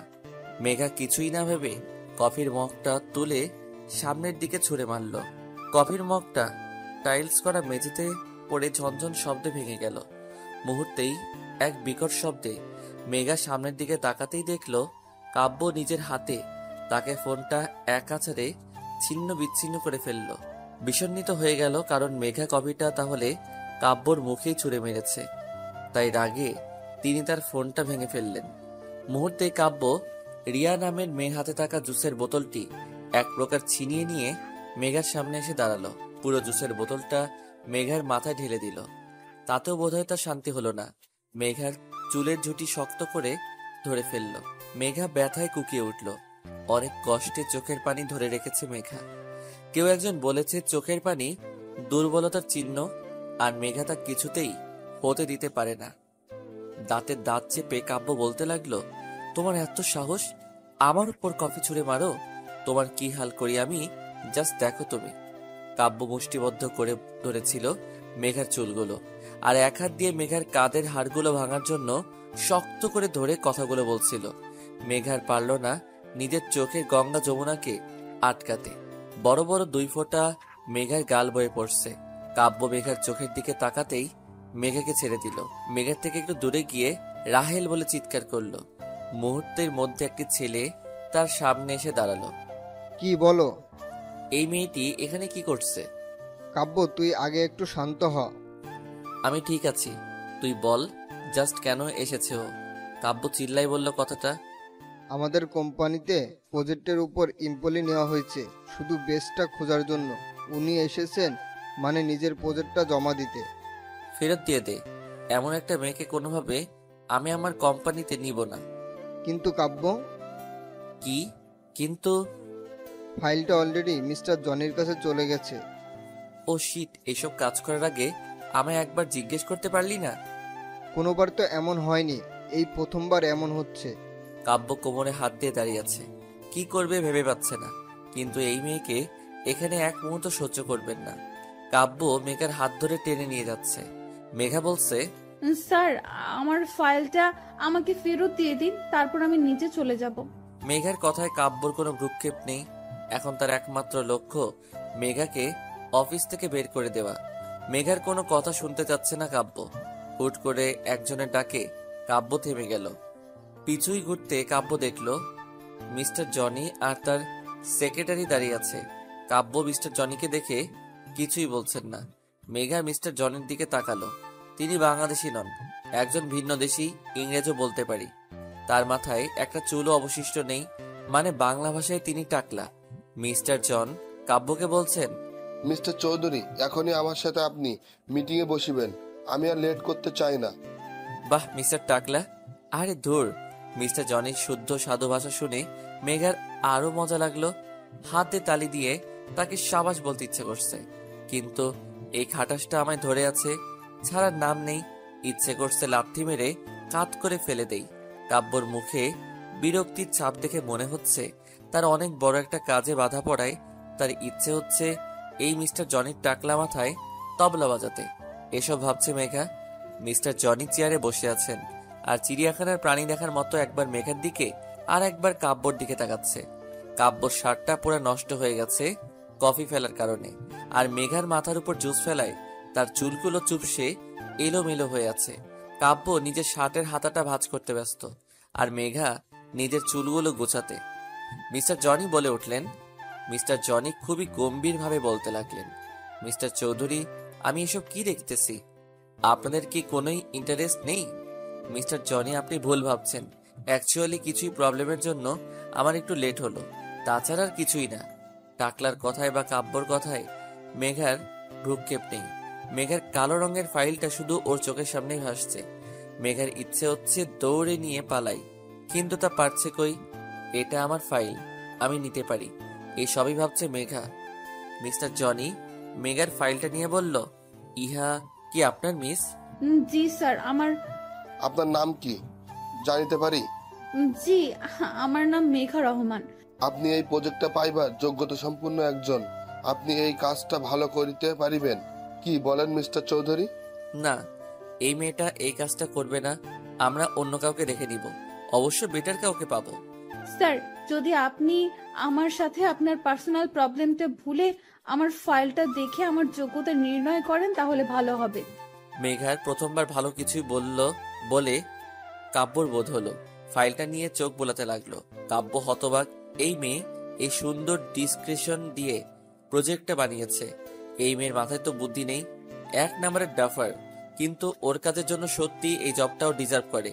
কাব্য চুপচাপ দাঁড়িয়ে আছে, ফাইলটা পড়ছে আর কপালে ভাঁজ হয়ে গেছে। নিচের ঠোঁটটা কামড়ে ধরে পড়ে চলেছে। কিছুক্ষণ পর কাব্য বলল, মিস মেঘা, আপনি এই কাজটার জন্য পারফেক্ট, আমাদের ফর্মালিটিগুলো দেখে সাইন করে নিন। মিস্টার জনি মেঘাকে উদ্দেশ্য করে বললেন, আপনি কি এই ভালো করে করিতে পারিবেন? জি স্যার, এটা আমার কাছে একটা ড্রিম জব। এই যে প্রজেক্টের মাধ্যমে আপনারা যে কল্পনা সিটিটা তৈরি করতে যাচ্ছেন না স্যার, অনেক মধ্যবিত্ত ফ্যামিলির স্বপ্ন কি হয় জানেন স্যার? তার সব পুঁজি দিয়ে একটা বাসা করা, আর যখন এমন মানুষ তাদের শেষ সম্বল নিয়ে ভরসার হাত খুঁজে, তাদের ভরসার হাতটুকু শুধু আমরা ধরতে পারি, এটাই আমার লক্ষ্য। আর আমার কাছে বিজনেস মানে আমি কতটুকু লাভবান হলাম শুধু তা বিবেচনা করা নয়, আমার জন্য সামনের মানুষের কতটুকু লাভ হলো তা বিবেচনা করাই আমার প্রধান আর প্রথম কাজ। মেঘা কথা বলার সময় কাব্য মুগ্ধ নয়নে তার দিকে তাকিয়েছিল। সে ভেবেছিল এই মেয়ের মাথায় গোবর ছাড়া কিছুই নেই, কিন্তু একটু একটু আইডিয়া আছে। মিস্টার জনি হ্যান্ডশেক করে চলে গেছেন, তাও 10 মিনিট হলো। মেঘা আর কাব্য দাঁড়িয়ে আছে, কিছুই বলছে না। হুট করে কাব্য বলল, রায়ান, ওনাকে বলে দাও আমাদের অফিসে কাজ করতে হলে রুলস মানতে হবে, রুলস আর রুলস। জি স্যার, মিস মেঘা স্যার বলল। হ্যাঁ, আমি কি রুলস ভাঙবো নাকি? আপনার স্যারকে বলে দিন। রায়ান, তাকে বলে দাও এরকম অসভ্যতাম এখানে চলবে না, বাকিদের মতো হতে হবে, বলে দাও তাকে। জি স্যার, মিস মেঘা স্যার। আপনি থামুন, আমি কি অসভ্যতামি করেছি? উনি সেম কাজ করেছে। আপনার স্যারকে বলে দিন মেয়েদের সম্মান করতে শিখুক। রায়ান তাকে বলে দাও আমি মেয়েদের সম্মান করতে জানি, তার কাছ থেকে শিখতে হবে না আমার। জি স্যার, মিস মেঘা। আপনি চুপ করুন। কত সম্মান করে তা আজ প্রমাণ হয়ে গেল। আমি নিজের কাজ করতে জানি, আপনার স্যারকে বলে দিন। রায়ান তাকে বলে দাও কাল থেকে জানি সে তার দায়িত্ববোধ থেকে ভালোভাবে কাজ করে, কাণ্ড জ্ঞানহীনের মতো কাজ যেন না করে। জি sir, miss Megha. Shut up. আমি শুনতে পেয়েছি। কাল থেকে আমি আমার কাজ শুরু করব। অফিসের সামনে রোডে দাঁড়িয়েছিল রিক্সার জন্য। আজকাল রিক্সা পাওয়া অনেকটা কঠিন হয়ে উঠেছে, সহজে কিছুই পাওয়া যায় না বললেই চলে। হুট করে মেঘা দেখলো কাব্য গাড়ি নিয়ে বের হচ্ছে। মেঘাকে দেখে গেটের সামনে গাড়ি থামিয়ে নেমে পড়লো আর মেঘার সামনে এসে বলতে লাগলো, তোমায় আমার একদম অসহ্য লাগে, ইউনো। মিস্টার কাব্য, এই কথাটা বলার জন্য কি আপনি নেমে আসলেন? জি হ্যাঁ, কারণ অফিসে ঢুকলে আমরা জাস্ট কলিগ আর বসের ব্যবহার করব, কিন্তু বাহিরে তুমি আর আমি শত্রু, এটা ভুলে গেলে কিভাবে চলে? আচ্ছা, এত তাড়াতাড়ি আপনায় কিভাবে ভুলি? কাব্য কথা না বাড়িয়ে চোখে সানগ্লাস দিয়ে ঘুরে চলে যাচ্ছে। মেঘাও চলে গেল, কেউ কারো দিকে তাকালো না। আকাশ, সত্যি বললে তোর মাথায় স্কেল দিয়ে মারবো না। আমি তোকে প্রমিস করছি ভাই। আপু, তুমি অফিস থেকে ফিরে আমার সাথে এমন শুরু করলে কেন? তুই কিছুই জানিস না ভাইয়া। না আপু, কিছুই জানি না। টাচ করে স্কেল দিয়ে আকাশের মাথায় মারলো মেঘা। আকাশ মাথায় হাত দিয়ে বলল, উফ, আপু মারলা কেন? তুই কিছুই জানিস না? না আপু, বিশ্বাস করো না তোমার ভাইয়াকে। তুই তো মির্জাফর, তোকে বিশ্বাস আর চুলি ভর পানিতে ডুবে মরা এক। আপু কি হয়েছে বলো না। তুই জানতি আয়ন মাহমুদকে? কে আবার? গ্রুপের এমডি। এমডি না? উফ আপু, আবার কেন মারলি? আয়ান মাহমুদ কে তুই জানিস না? না আপু, না। আকাশের মনে কি চলছে আমায় খুঁজে বের করতেই হবে, এভাবেও বলবে না। আমার আজ কাব্যর অফিসে যাওয়া কোনো ইতেফাক হতে পারে না, কিছুই তো রহস্য আছে। এসব মনে মনে ভাবছে মেঘা। অফিস থেকে ফিরে কাব্য সে কখন থেকে ভিডিও গেম খেলছে। নেহা বিরক্তিভাজন নিয়ে বলল, ভাইয়া।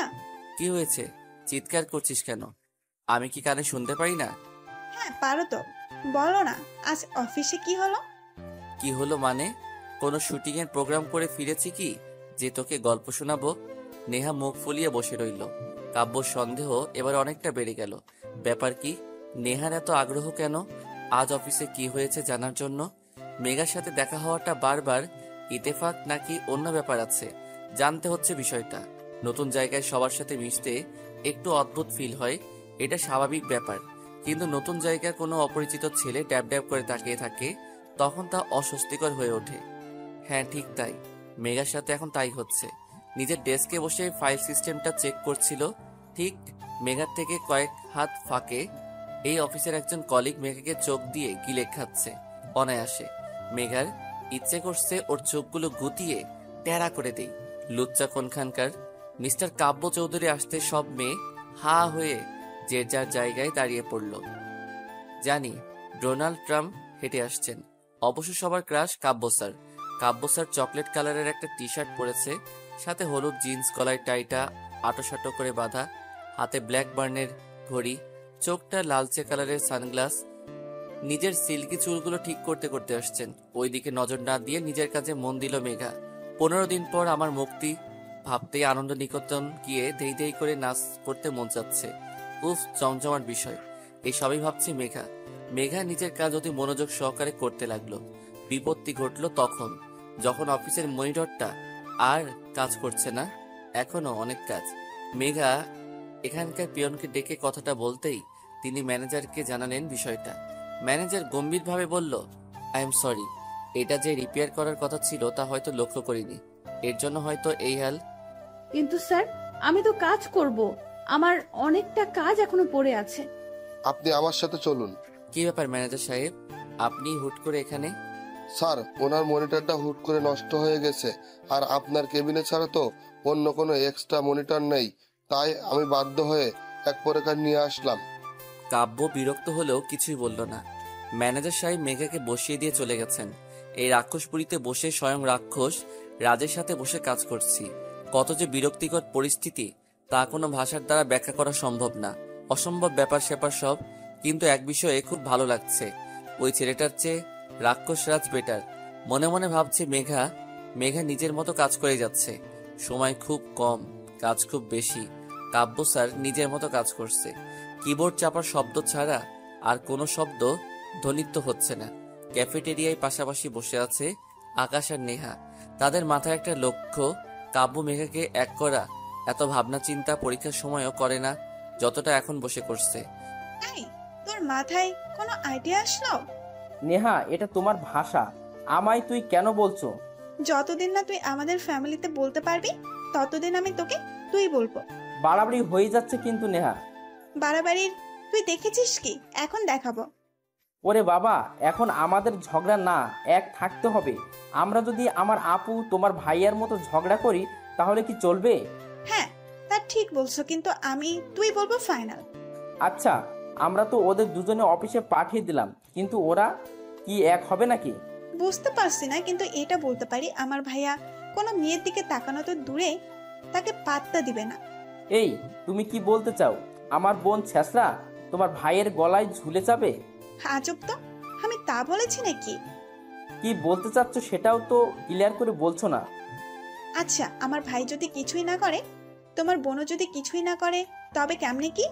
নেহার কথায় আকাশ নেহা দুজনে কপালে হাত দিয়ে বসে রইল। কাজ করতে করতে বড্ড ক্ষুধা লাগছে মেঘার, তাই ব্যাগ থেকে চকলেট বের করলো। চকলেটটা মুখে পুরে দিতেই সামনের দিকে তাকাতেই দেখলো কাব্য মেঘার দিকে ভ্রু কুচকে তাকিয়ে আছে।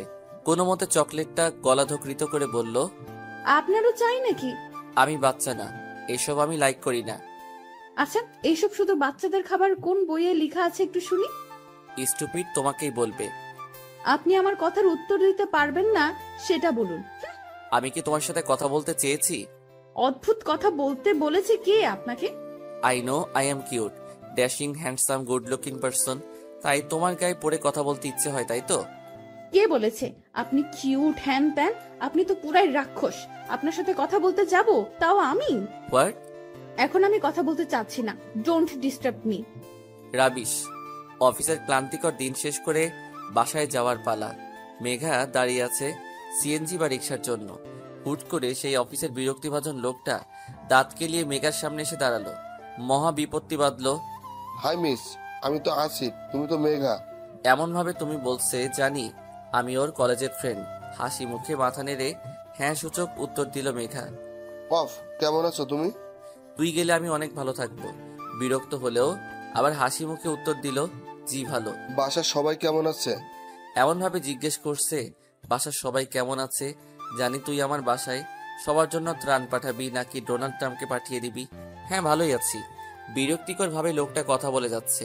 মেঘা পড়েছে মহা বিপদে। এই লোকটার ভাবসাব ভালো লাগছে না। এইদিকে কোনো রিক্সা সিএনজির উদ্দেশ্য পাচ্ছে না। মনে হচ্ছে শহরের সব অটো রিক্সা সিএনজির বাপ মারা গেছে, তার 40-এই সবাই চলে গেছে। গেট দিয়ে কাব্যর গাড়িটা বের হলো। ঠিক মেঘার পাশে এসে গাড়িটা থামায়। কাব্য গাড়ি দরজা খুলে দিয়ে হর্ন বাজাতে লাগলো। উফ, এই লোকটা কি ভালোভাবে বলতে পারে না আমি লিফট দিচ্ছি, চলে আসো। এই মুহূর্তে এই লোকটার থেকে কাব্য বেটার অপশন। চারিদিকে অন্ধকার ঘনিয়ে আসছে। বিপদ আপদ কখন হবে, আর একা একটা মেয়ের জন্য বিপদ বলে কয়ে আসে না। মেঘা চট করে লোকটাকে পাশ কাটিয়ে কাব্যর গাড়িতে উঠে পড়ল। কাব্য নিজের মতো গাড়ি চালিয়ে যাচ্ছে। মেঘার দিকে তার কোনো ভ্রুক্ষেপ নেই বললেই চলে। উফ, সিটে গা এলিয়ে দিলাম। সারাদিনের ক্লান্তিতে চোখটি লেগে আসতেই ঘুমিয়ে পড়লাম। ফোনটা হচ্ছে সব ঝামেলার মাথা। মেঘা ঘুমের রাজ্য রানী হয়ে ঘুরে বেড়াচ্ছিল, আর তখনই তাতে বাধা হয়ে উত্তেজিত হয়ে ডেকে চলেছে মেঘার ফোনটা।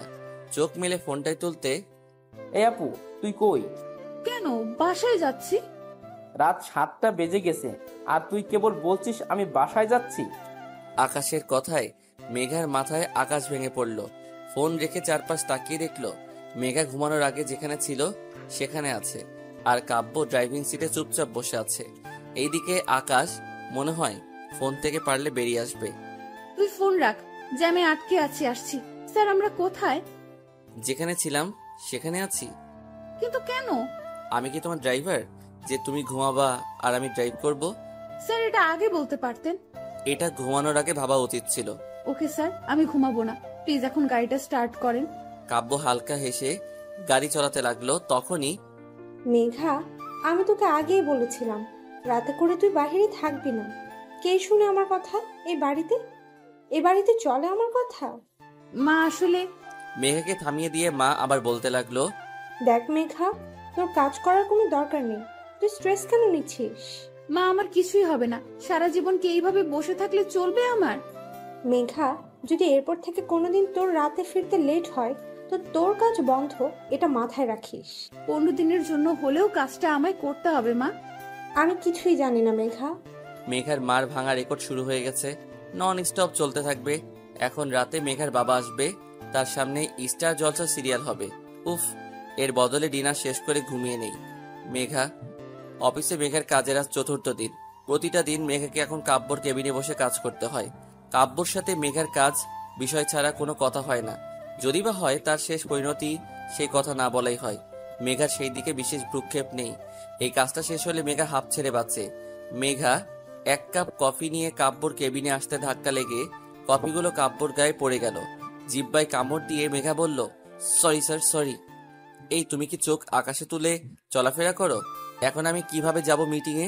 স্যার, সিম্পল বাসায় গিয়ে চেঞ্জ করে তারপর যাবেন। চুপ করো, আমি এত চেষ্টা করি তোমার থেকে দূরে থাকার। সেই দেখুন স্যার, আমি ইচ্ছে করে আপনার সামনে আসিনি। ওহ, আমারই ভুল, আমি তোমার সামনে চলে এসেছি। এটাই হয়তো স্যার। তোমার কথা আমার জাস্ট অসহ্য লাগছে, জাস্ট অসহ্য। সহ্য করতে কে বলেছে? আই উইশ তোমার মুখটা জানি আমার আর না দেখতে হয়। এই শরত, আমি বের হব বলে কাব্য চলে গেল। আজ কাব্য নিজের কাজের জন্য অফিসের বাহিরে গেছে।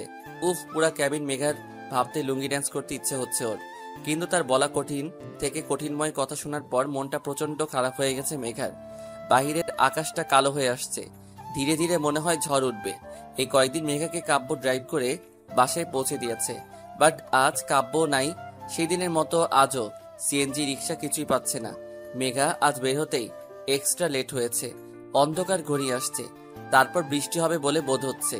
দূরের চায়ের দোকানে বসে আসিফ নামের ছেলেটি মেঘাকে লক্ষ্য করে যাচ্ছে। কেমন জানি ভয় হতে লাগলো মেঘার। মেঘা ফোনটা ব্যাগ থেকে বের করে হাঁটা শুরু করলো আর আকাশকে ফোন দিতে লাগলো। অদ্ভুত বিষয় কি জানেন, যখন আমাদের কারো প্রয়োজন হবে তখন তাকে পাবোই না। ফোনে তো আরো না, হয়তো তার ফোন বন্ধ আসবে, নয়তো ধরবে না। মেঘার সাথে তাই হচ্ছে। পিছু ফিরতেই মেঘা দেখলো আসিফ নামের ছেলেটি মেঘার পিছুই পিছুই আসছে। তাকে দেখে দ্বিগুণ স্পিডে দৌড়াতে লাগলো মেঘা। শুধু একটা শব্দ এই মুহূর্তে মেঘার কানে আসছে, আর তা মেঘার হৃৎপিণ্ডের ধুকধুকারি শব্দ। চারিদিকটা কেমন জানি অন্ধকার হয়ে আসছে। কোনো কিছুই না দেখে পাগলের মতো দৌড় চলছিল মেঘা। ক্লান্ত হয়ে নিস্তেজ হয়ে পড়েছে মেঘা, সবকিছুই ঘোলাটে লাগছে। হুট করে সামনের গাড়ির হেডলাইটের আলো চোখে এসে পড়ায় আর কিছুই দেখতে পারলো না মেঘা। রাস্তা ধরা লোকজনের ভিড় জমলো, কিন্তু কেন কিছুই আর মাথায় আসছে না মেঘার। রাত 9টা বেজে 30 মিনিট। মেঘার মার প্রেশারটা বেড়েছে, তিনি সোফায় গা এলিয়ে দিয়ে শুয়ে আছেন। আকাশ অস্থিরভাবে পায়চারি করছে আর বারবার মেঘার ফোনে ফোন দিয়ে চলেছে। প্রতিবারের মতো মেঘার ফোনটা অফ আসছে। বাহিরে প্রচুর বৃষ্টি হচ্ছে, এক ঝড় তুফানে এলোমেলো করে দিচ্ছে শান্ত শহরটাকে। আকাশ বসে না থেকে রেইনকোটটা পরে বাইকের চাবিটা নিয়ে যেতেই মেঘার মা বললেন, তোর বাবা 2 দিনের কাজে বাহিরে গেছে, তাকে বিষয়টা জানাবো? না মা, বাবাকে এখন কিছুই বলা ঠিক হবে না। আচ্ছা। আকাশ যেতেই আবার মেঘার মা বলে উঠল, হ্যাঁ রে, মেঘার কিছুই হবে না তো? ভয়ে আকাশের মুখটা চুপসে গেল। আপুর যদি কিছু হয় তার জন্য শুধু সে দায়ী থাকবে, এসব তার জন্য হচ্ছে। আকাশ আর কিছুই না বলে বেরিয়ে গেল। তুমুল বৃষ্টির মধ্যে মেঘাকে আকাশ অনেক জায়গায় খুঁজলো, কিন্তু না পেয়ে বাধ্য হয়ে কাব্যদের বাসায় গেল। 10টা বেজে 20 মিনিট। এই ঝড় বৃষ্টির রাতে কে আসতে পারে তা ভাবে বাড়ির কাজের লোকটা দরজাটা খুলে দিল। চুপ সে ভিজে গেছে আকাশ। আকাশ ভিতরে এসে বলল, কাব্য ভাইয়া বাসায় আছেন? অদ্ভুতভাবে তাকিয়ে আছে কাজের লোকটি, কোনো উত্তর দিচ্ছে না সে। এবার আকাশ চেঁচিয়ে বলল, কাব্য ভাইয়া বাসায় আছে? আকাশের চিৎকার শুনে নেহা নেমে এসে অবাক হয়ে গেল, এই বৃষ্টির রাতে সে এখানে? তুমি এখানে কি করছো? কাব্য ভাইয়া কই? কেন উপরে? আকাশ নেহার হাত ধরে উপরের দিকে নিয়ে গেল। নেহাকে আর কোনো কথা বলার সুযোগ দিল না। কাব্যর রুমের সামনে এসে নেহা অনেকক্ষণ ধরে ডেকে যাচ্ছে। কাব্যর কোনো সারা শব্দ পাচ্ছে না। অনেকক্ষণ পর কাব্য উঠে এসে বলল, কি হয়েছে নেহা? চোখ ডলতে ডলতে এসে দরজা খুলে দাঁড়ালো। আকাশকে দেখে কাব্য অনেকটা হতবাক হলো। এই ছেলেটা এত রাতে এখানে কি করছে? ভাইয়া, আপনি মেঘা আপুকে দেখেছিলেন? কেন, মেঘা বাসায় ফিরেনি? না ভাইয়া, এখনো না ফোনে পাওয়া যাচ্ছে না, সব জায়গায় খুঁজেছি, কোথাও নেই। কি বলছো কি তুমি? আজ আমি অফিসে ছিলাম না, কাজে বাহিরে গেছিলাম, সেখান থেকে সোজা বাসায় আসছি। তাহলে Megha?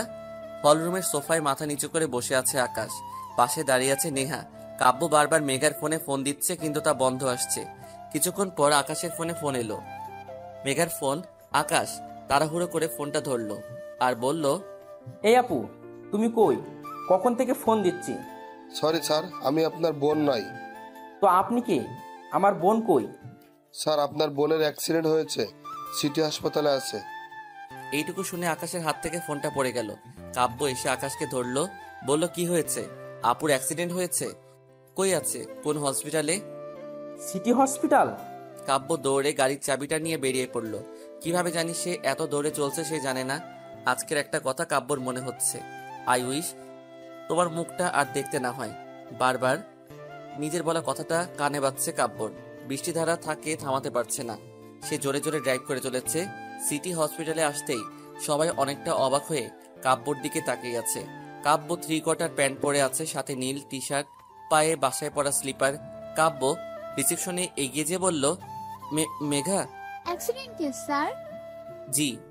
I am sorry sir. মানে? না না, আমি ইঞ্জেকশন দিব না, আপনি বোঝার চেষ্টা করুন। আমার কাছ থেকে এটা দূরে রাখুন, দূরে রাখুন বলছি। মেঘা রাগান্বিত হবে নার্সকে কথাটা বলছে। মেঘার একপাশে সাদা অ্যাপ্রন পরা মেয়ে দাঁড়িয়ে অনেক বিরক্তভাবে তাকে দেখছে, আর মেঘা অনর্গল কথা বলে যাচ্ছে নার্সের সাথে। দেখুন, এই যে এই সুইটা, বুঝতে পারছেন এটা শরীরে ঢুকে গেলে কি বিশ্রী অবস্থা হবে আপনি ভাবতে পারছেন? কাব্য অবাক হয়ে এসব দেখছে। কাব্যর সাথে আসা নার্স কাব্যকে উদ্দেশ্য করে বলে উঠল, স্যার, আমার ডক্টররা ক্লান্ত, প্লিজ আপনি কিছুই করুন প্লিজ স্যার। কাব্য ঘাড় কাত করে হ্যাঁ সূচক উত্তর দিল, আর নার্সটা চলে গেল। কাব্য কেবিনে ঢুকতে মেঘা বলল, স্যার দেখুন না প্লিজ, আমার ইঞ্জেকশনটা লাগাতে বারণ করুন প্লিজ, আমার রিকোয়েস্ট, এটা শুনছে না। মেঘা, তোমার মাথায় দেখো কতটা লেগেছে, এটা তোমায় নিতে হবে, বাচ্চাদের মতো করো না। নো, আমি নিব না, একদম ক্লিয়ার। মেঘা, তুমি কি বাচ্চা যে এত ছোট ইঞ্জেকশন তোমার অনেক বড় ক্ষতি হয়ে যাবে? স্যার, আপনি বুঝতে পারছেন না, এই ইঞ্জেকশনটা যখন আমার গায়ে লাগাবে তখন কতটা ব্যথা লাগবে আমার। OMG! মেঘা, কিছুই হবে না, জাস্ট একটু লাগবে, একটু। না না না না না স্যার, না না, আমি লাগাবো না। এত হট্টগোলের মধ্যে কেবিনের দরজা খুলে ভিতরে ঢুকলেন ডক্টর আহাদ। তিনি কাব্যর কাঁধে হাত রাখতে কাব্য উঠে দাঁড়ালো মেঘার বেড সাইডে। তিনি বসে মুচকি এসে মেঘাকে বললেন, আপনি চকলেট পছন্দ করেন? হ্যাঁ ডক্টর, খুবই। আপনার জন্য আমার কাছে চকলেট আছে। বাঁ পকেট থেকে আহাদ চকলেট বের করে মেঘার দিকে বাড়িয়ে দিল। মেঘা চকলেট খাচ্ছে। আহাদ হাসি মুখে মেঘাকে জিজ্ঞেস করলো, আচ্ছা, আপনার নামটা তো জানাই হলো না। ও ডক্টর, আমার নাম মেঘা রহমান। আপনার? আমি ডক্টর আহাদ। আচ্ছা মিস মেঘা, আপনি কি রেসার? না তো। তাহলে আপনি রাস্তার মধ্যে দৌড় দিচ্ছিলেন কেন? যদি আমি ব্রেক না করতাম তখন আপনার কিছুই হলে তখন? আসলে ডক্টর, এই লোকটা আমার পিছু নিয়েছিল, আমি একটুতেই ঘাবড়ে যাই। আমার ছোট থেকে প্রবলেম, ভয় পেলে হুটহাট কিছুই করে বসি। আচ্ছা, আপনার পিছনে কোন লোকটা পড়েছিল? আসলে ডক্টর, আপনি চিনবেন না ওকে। গল্পের মাঝে আহাদের ইশারায় নার্স ইঞ্জেকশন লাগিয়ে দিল। কিছুক্ষণের ব্যবধানে আকাশও এসে উপস্থিত। আকাশ এসে অবাক হয়ে দেখলো মেঘাকে নার্স ইঞ্জেকশন লাগাচ্ছে, আর মেঘা হাসি মুখে বসে আছে। দরজা ঠেলে ভিতরে এসেই বলল, আপু, তোর ব্যথা লাগলো না? ব্যথা লাগবে কেন? ইনজেকশন লাগলে তো তোমার মহা ব্যথা অনুভব হয়। তাহলে কি তাহলে তাহলে করছিস আকাশ? নার্সগুলো মুখ টিপে হাসতে হাসতে বেরিয়ে গেল। ভ্রু কুচকে বলতে লাগলো, এই কি হলো, সবাই হাসতে হাসতে বের হয়ে গেল কেন? আপু, তুমি ঠিক আছো তো? ওহ কেমন, আকাশ ও মেঘা ওর খারাপ থাকার কথা না, কিন্তু ওর জন্য আর বাকি সবাই খারাপ থাকবে ওকে? দেখুন স্যার, আপনি আমায় এভাবে বলতে পারেন না। আমি তোমায় বলিনি মেঘা। কিন্তু কথাটা তো আমার জন্য ছিল স্যার। ওয়াও, তুমি বুঝতে পেরেছো তাহলে? তোমার মতো বাচ্চা কাচ্চা মানুষ আবার কথা বুঝে? আমি মোটেও বাচ্চা নই। শাট আপ মেঘা, এটা একটা হসপিটাল, ঝগড়া করার প্লেস না। কিন্তু আপনি। Shut up. কাব্যর কথায় মুখ ফুলিয়ে বসে থাকলো মেঘা। কাব্য ডক্টর আহাদের সাথে হ্যান্ডশেক করতে করতে বলল, হ্যালো ডক্টর, আমি আয়ান মাহমুদ, কাব্য চৌধুরী। হ্যালো, আমি মাসুদ রায়হান আহমেদ। ডক্টর, আপনাকে মেনি মেনি থ্যাঙ্কস। আরে আপনি আমার লজ্জা দিচ্ছেন? এখন মিস্টার চৌধুরী, এটা তো আমার কর্তব্য। আচ্ছা, আমরা কি মেঘাকে বাসায় নিয়ে যেতে পারি? জি অবশ্যই, উনি বাসায় থাকলে তাড়াতাড়ি সুস্থ হয়ে যাবেন। আর ওনার দিকে খেয়াল রাখবেন। এভাবে রাস্তাঘাটে দৌড়াদৌড়ি করলে বড় অ্যাক্সিডেন্ট হয়ে যেতে পারে। জি ডক্টর, এরপর আমরা ফুল খেয়াল রাখবো। এবার আমরা আসি। মিস্টার চৌধুরী, আমার মনে হচ্ছে আপনার একটু বেশি তাড়া আছে। যাই হোক, রিসেপশনে গিয়ে ফর্মটা পূরণ করে দিয়ে আসুন, তারপরে পেশেন্টকে নিয়ে যান। কাব্য আকাশকে উদ্দেশ্য করে বলল, তুমি ফর্মালিটিগুলো পূরণ করে আসো, আমি মেঘাকে নিয়ে বের হচ্ছি। আকাশ চলে গেল। ডক্টর মেঘার দিকে এগিয়ে এসে বলল, তো মিস মেঘা, আমাদের আর দেখা হচ্ছে না তাহলে? তা কেন ডাক্তার, আপনি আমার জীবন বাঁচিয়েছেন, আপনার সাথে তো ফ্রেন্ডশিপ করা যায়। জি, আপনি চাইলে অবশ্যই করণীয় এটা। কাব্যর আহাতকে পছন্দ হচ্ছে না। তার মতো সে নিত্যন্ত গায়ে পড়া ছেলে, তার মধ্যে এই কথাগুলো আরো ভালো লাগছে না। কাব্য এগিয়ে এসে বলল, মেঘা উঠো উঠো, আমাদের যেতে হবে। মেঘা অবাক হয়ে বলল, হ্যাঁ স্যার, আমি উঠছি তো। উফ, আন্টি টেনশন করছে, তুমি বুঝতে পারছো না, এখনই যেতে হবে। মেঘা ডক্টরকে আরো কিছুই বলতে যাবে, তখন কাব্য মেঘাকে থামিয়ে দিয়ে বলল, ডক্টর, আপনার সাথে আমরা অন্য সময় মিট করব, এখন তো আমাদের আসতে হচ্ছে। Sorry doctor. মেঘা, তুমি এখনো বসে, চলো চলো। কাব্য মেঘাকে নিয়ে বেরিয়ে গেল। আহাত মেঘার যাওয়ার পানে তাকিয়ে আছে। অদ্ভুতভাবে মেয়েটা তার ভালো লেগে গেছে।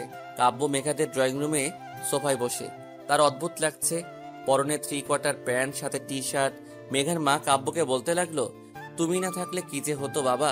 মেঘা তার মাকে বাধা দিয়ে বলল, স্যার কিছুই করেননি, সব তো করেছেন ডক্টর আহাত, উনি তো। মেঘাকে কাব্য থামিয়ে দিয়ে বলল, আন্টি আপনি টেনশন করবেন না, কাল থেকে আমার ড্রাইভার মেঘাকে ড্রপ করে নিয়ে যাবে, আসবে। কাব্য, তুমি যে কথাটা শুনিয়ে কতটা শান্তি দিলে আমায়, তা বলার মতো না। দেখো কখন থেকে কথা বলে যাচ্ছি, আমি তোমার জন্য চা নিয়ে আসি। আন্টি আপনি ব্যস্ত হবেন না, এত রাতে আর কিছুই করতে হবে না আপনাকে। আমি অন্যদিন এসে আপনার হাতের চা খেয়ে যাব।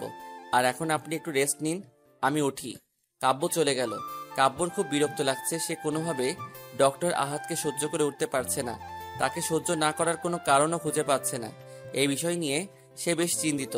তখনই, মা, তোমার কি দরকার ছিল বলো তো কাব্য স্যারকে বলার আমি তার গাড়িতে যাব? মেঘা, তুই বেশি বুঝিস না। কাব্য যা বলছে তোর ভালোর জন্য বলছে। মা, সে আমায় ভালো বোঝার কে? আকাশ আছে না, ও আমায় অফিসে দিয়ে আসবে, নিয়ে আসবে। অন্য কারো সাহায্য আমি কেন নেব? দেখ মেঘা, তুই এভাবে যেতে পারলে যা, না হয় তোর কাজ করার কোনো দরকার নেই, বাসায় থাক। মা, আমার কথা আমি বলে দিয়েছি, এখন তোর যেতে হলে যা, থাকতে হলে থাক। মাকে বোঝানো অসম্ভব। মা একবার যেটা বুঝেছেন সেটা তিনি করবেন, তাকে বলে কোনো লাভ হবে? শুধু শুধু বৃথা চেষ্টা। মেঘা বাধ্য হয়ে কাব্যর পাঠানো গাড়ি করে অফিসে আসলো। অফিসে ঢুকতে একটা গন্ডগোল হচ্ছে, তা বেশ আন্দাজ করতে পারলো মেঘা। কাব্য আজ কালো কোট প্যান্ট পরেছেন, তার স্ট্রেট করা চুল, হাতে হোয়াইট চেইনের ঘড়ি। কাব্যর এইরকম মার্কা ফেসে ওর আগের আবির্ভাব বেশ পরিলক্ষিত। আরে রে, এই লোকটা বোধহয় না রেগে থাকতে পারে না। রাগ ওনার ফেভারিট মুড। কি হচ্ছে জানার জন্য এগিয়ে আসলো মেঘা। মেঘা চমকে উঠলো, ওই আসিফ নামের ছেলেটি মাথা নিচু করে দাঁড়িয়ে আছে। মেঘা তো কাব্যকে কিছুই বলেনি, তাহলে তিনি কি অন্য কিছু নিয়ে কথা বলছেন ছেলেটার সাথে? এই যে মেঘা। কাব্য মেঘাকে ডাক দিলেন। মেঘা তার দিকে এগিয়ে আসতে বলল, জুতা খুলো মেঘা। কেন জুতা কেন খুলতে যাব স্যার? আমি বলেছি তাই খুলবা, এত প্রশ্ন করছো কেন? এই লোকটা কোনো কথা ঠিকঠাক বলতে পারে না, ঘুরিয়ে পিছিয়ে জিলিপির প্যাচ করতে হবে। আমার তো মনে হয় জিলিপির প্যাচ উনি আবিষ্কার করেছে। মেঘা, তোমার ভাবনা চিন্তা শেষ হয়েছে? জি জি স্যার। মেঘা মনে মনে ভাবছে, তাও টের পেয়ে যাচ্ছে না। জুতাটা খুলে নি। জুতাটা খুলে হাতে ধরতেই কাব্য আবার বলে উঠল, যাও মেঘা মারো। মেঘা হা হয়ে কাব্যর দিকে তাকালো। কাব্য কি বলতে চাচ্ছে? মেঘা এখন এই জুতা দিয়ে ওই লোকটাকে মারবে? আরে জ্বালা, আমি তো জীবনে একটা মশাকে মারিনি, মশারও তো ফ্যামিলি আছে। এর কথা ভেবে আর উনি বলছেন আমি ওই ছেলেটাকে মারবো? মনে মনে ভাবছে মেঘা। কি হলো মেঘা, তুমি দাঁড়িয়ে আছো কেন? আমার কথা কি তোমার কানে যাচ্ছে না? মেঘা ঢোক গিলে এগিয়ে গেল, কারণ মেঘা যদি না যায় কাব্য এখন ফায়ারফক্সের মতো ফায়ারিং করবে। মেঘা জুতা হাতে কাচুমাচু হয়ে দাঁড়িয়ে আছে। এখন কি আমি এই লোকটাকে জুতা দিয়ে চড় মারবো? সাংঘাতিক ব্যাপার সেপার। হুট করে কাব্য মেঘার ঠিক আমার পিছনে দাঁড়িয়ে পড়ল, আর মেঘা তার দিকে তাকাতেই কাব্য মেঘার হাত ধরে আসিফ নামের ছেলেটাকে পটাশ পটাশ করে সশব্দে 2টা চর বসিয়ে দিল। কাব্য মেঘার হাত ছেড়ে দিতেই মেঘা সরে দাঁড়ালো। আসিফ কিছুই বলতে যাবে, তখনই তাকে দারোয়ান দিয়ে গলাধকরণ করে বের করে দেওয়া হলো। কাব্য সবার দিকে তাকিয়ে বলল, ড্রামা শেষ, এখন যে যার কাজে যাও। কাব্য নিজের ক্যাবিনে গেল, মেঘা তার পিছু পিছুই গেল। কাব্য খুব শান্ত হয়ে বসে ল্যাপটপ টিপছে। মেঘা ভাবছে, কি মানুষ রে বাবা, কিছুক্ষণ আগে মহাভারত সিরিয়ালের মতো যুদ্ধক্ষেত্র রূপ কর্মকাণ্ড শেষ করে চুপচাপ বসে আছেন। ভাবা যায় এসব? নিজের জায়গায় বসে আছে কিন্তু ঠিক শান্তি পাচ্ছে না। আসলে কিভাবে কি হলো না শুনে কিছুতেই শান্তি হচ্ছে না মেঘার। স্যার, আপনি কিভাবে বুঝলেন ওই আসিফ ছেলেটি আমার সাথে নোংরা কিছুই করতে চেয়েছে? আমি তোমার মতো বাচ্চা না মেঘা। স্যার, আমিও বাচ্চা না, আর বাচ্চা হলে কি এত বড় প্রজেক্ট হ্যান্ডেল করতে পারতাম বলুন? ও আচ্ছা, এত বড় প্রজেক্ট হ্যান্ডেল যখন করছো তখন নিজে বুঝে নাও। কি নিজে বুঝে নাও? প্লিজ স্যার, আপনি বলুন না কিভাবে বুঝলেন? মিস মেঘা রহমান, আমি তোমার মতো কাঁচা মাথা নিয়ে বিজনেস করি না। তুমি হয়তো জানো না বা চোখ খুলে চলাফেরা করো না, তাহলে আমার অফিসের সামনে লাগানো সিসি ক্যামেরাটা দেখতে পেতে। ও, আমি তো দেখিনি। প্রয়োজনের জিনিস তোমার চোখে পড়বে না, কিন্তু অপ্রয়োজনের জিনিস ঠিকই চোখে পড়বে। আসিফ না আসিফ, ও তো অনেকদিন ধরে কাজ করে আসছে স্যার, তাহলে ওর কেন মনে নেই? আসলে অপরাধী যখন অপরাধ করে তখন কোনো না কোনো ভুল অবশ্যই করে, যা আসিফকে দেখলে স্পষ্ট বোঝা যায়। ইস, ডক্টর আহাদ আমায় না বাঁচালে আজ আমার খবর দৈনিক সমাচারে বড় বড় হেডলাইনে লেখা হতো। কত ভালো মানুষ তিনি। মেঘার কথায় কাব্য তেলে বেগুনে জ্বলে উঠছে, কিন্তু প্রকাশ্যে কিছুই না বলে ধমক দিয়ে থামিয়ে দিল মেঘাকে। মেঘা কাজ করছে, হুট করে তার ফোনটা বেজে উঠল। সে ফোনটা রিসিভ করে অপরপক্ষ কি যে বলল তা শুনে সে উত্তর দিল, আমি আসছি। মেঘা কাব্যর দিকে তাকাতেই দেখলো তার ফোন কলে সে চরম বিরক্ত। মেঘা কাব্যর দিকে তাকিয়ে হাসার চেষ্টা করলো আর বলল, স্যার, আমি একটু ক্যান্টিন থেকে আসছি। ক্যাফেটেরিয়াতে মেঘা আর ডক্টর আহাদ পাশাপাশি বসে আছে। বেশ হাসি উজ্জ্বল চেহারা ডক্টর আহাদের। তো মিস মেঘা, আপনি এখন কেমন আছেন? আমি তো ভালো আছি। আপনি হুট করে আমার অফিসে? এদিক দিয়ে যাচ্ছিলাম তো ভাবলাম একবার আপনার খোঁজ নিয়ে যাই। ও আচ্ছা। তো কি চলছে, সব ঠিকঠাক তো?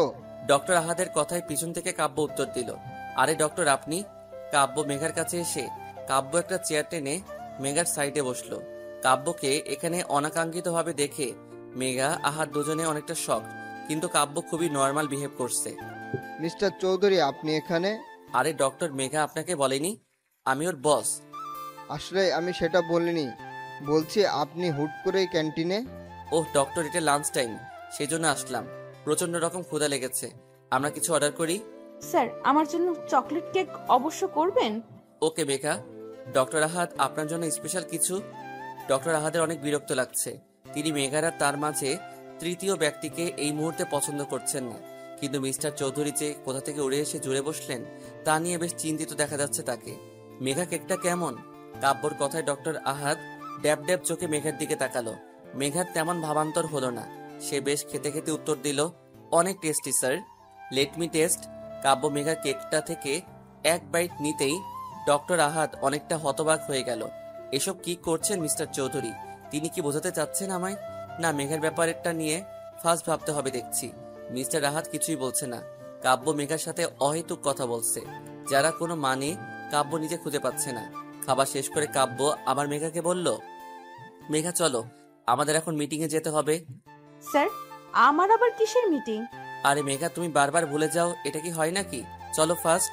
মেঘা কাব্যর কথার কিছুই বুঝছে না। সে ডক্টর আহাদকে বলল, সরি মিস্টার আহাদ, আজ আমি একটু ব্যস্ত, আমরা অন্য কোনো একদিন দেখা করে নিই। ওকে মেঘা, কোনো সমস্যা নেই। কাব্য মেঘাকে নিজের সাথে করে নিয়ে গেল। ব্যাপারটা মিস্টার আহাদের তেমন সুবিধার ঠেকলো না। তিনি সন্দেহ দৃষ্টিতে বারবার কাব্যর দিকে তাকাচ্ছেন। আহাদ গম্ভীরভাবে কিছুই ভাবতে বসে গেল। কাব্য ড্রাইভ করছে, তার পাশের সিটে মেঘা বসে আছে। মেঘার কৌতূহলের দৃষ্টি নিয়ে কাব্যর দিকে তাকিয়ে আছে। স্যার, আপনার কি হয়েছে বলুন তো? কই কিছুই না তো। কিছু তো হয়েছে স্যার। আপনি ডক্টর আহাদের সামনে এটা দেখানোর চেষ্টা করলেন কেন যে আপনি আর আমি এত ক্লোজ? আরে মেঘা, আমাদের কোম্পানির একটা রিপিটেশন আছে না? এভাবে সবাই যদি ভাবে আমাদের কোম্পানির এমপ্লয়ীদের সাথে খারাপ ব্যবহার করি, তাহলে মার্কেটে আমাদের বদনাম হবে। কিন্তু স্যার, আপনি আমায় মিটিং এ কেন নিয়ে যাচ্ছেন? আমার তো কোনো কাজ নেই। চুপ করে বসে থাকো মেঘা, এত কথা বলো না। আমার ড্রাইভ করতে প্রবলেম হচ্ছে। মেঘা চুপ করে গেল, কিন্তু কাব্য নিজে বুঝতে পারছে না সে কেন বা এমন বিহেভিয়ার করছে। কি হয়েছে? তার রেস্টুরেন্টে বসে আছে কাব্য, মেঘা, আর তাদের সামনে বসে আছেন তাদের ক্লায়েন্ট মিস্টার তাসকিন শরীফ। কাব্য আর মিস্টার শরীফ তাদের মিটিংয়ের বিভিন্ন প্রয়োজনীয় কথাবার্তা বলছে। মেঘা মনোযোগ দিয়ে তা শুনছে। যদিও তার ইচ্ছে করছে এখান থেকে দৌড়ে পালাতে, কিন্তু তার হচ্ছে কই। 3টায় মিটিং শেষ হলো। মিস্টার শরীফ মেঘার সাথে হ্যান্ডশেক করার জন্য তার দিকে হাত বাড়িয়ে দিল। মেঘা তো হাসি মুখে হাত মিলাতে যাবে, তখন কাব্য ঠ্যাস করে হাত মিলিয়ে নিয়ে বলল, আপনার সাথে কাজ করে আমাদের নিশ্চয়ই অনেক ভালো লাগবে। এখন তাহলে আসি মিস্টার শরীফ। চলো মেঘা, চলো। কাব্যর এমন অদ্ভুত বিহেভিয়ার, মিস্টার শরীফ আর মেঘা দুজনেই হতবাক। কি হয়েছে তা জানতে হবে মেঘার।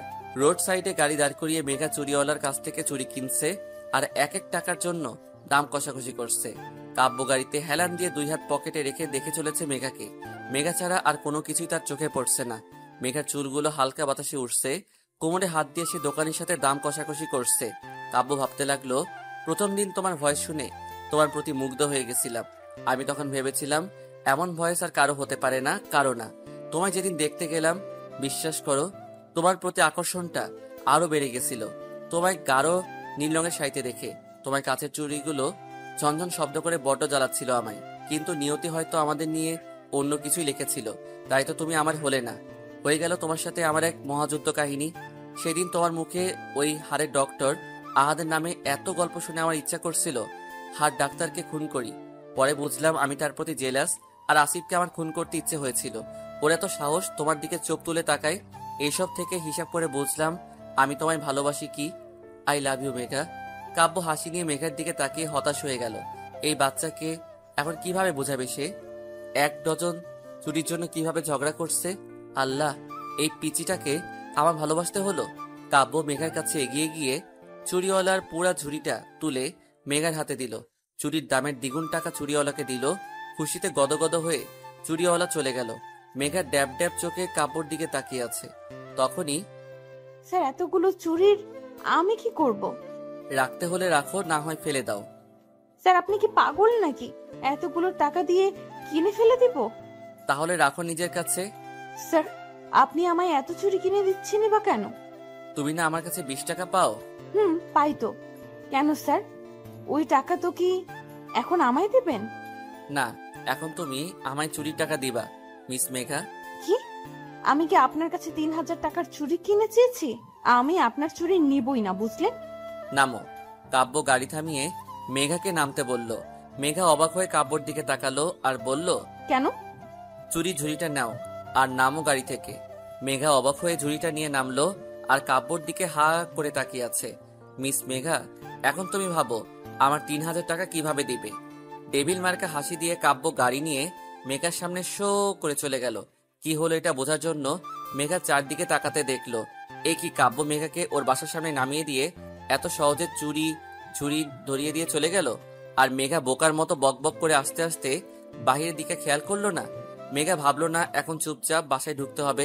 মা যদি আমার হাতে এই ঝুড়ি দেখে তাহলে তো এলাহি কাণ্ড বেঁধে দিবে।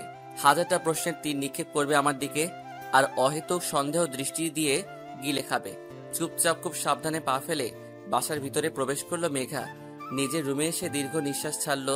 যাক বাবা, বাঁচা গেল। আকাশ আমার কথা শুনে, আকাশ শোনো, দাঁড়াও, কোথায় যাচ্ছ তুমি? নেহা, আমাকে যেতে দাও। তোমার সাথে আমি আর কোনো কথা বলতে চাই না, প্লিজ। কি হয়েছে আকাশ, তুমি এভাবে বলছো কেন? দেখো নেহা, তোমার জন্য আমি আমার বেচারি বোনটার এই অবস্থা করেছি।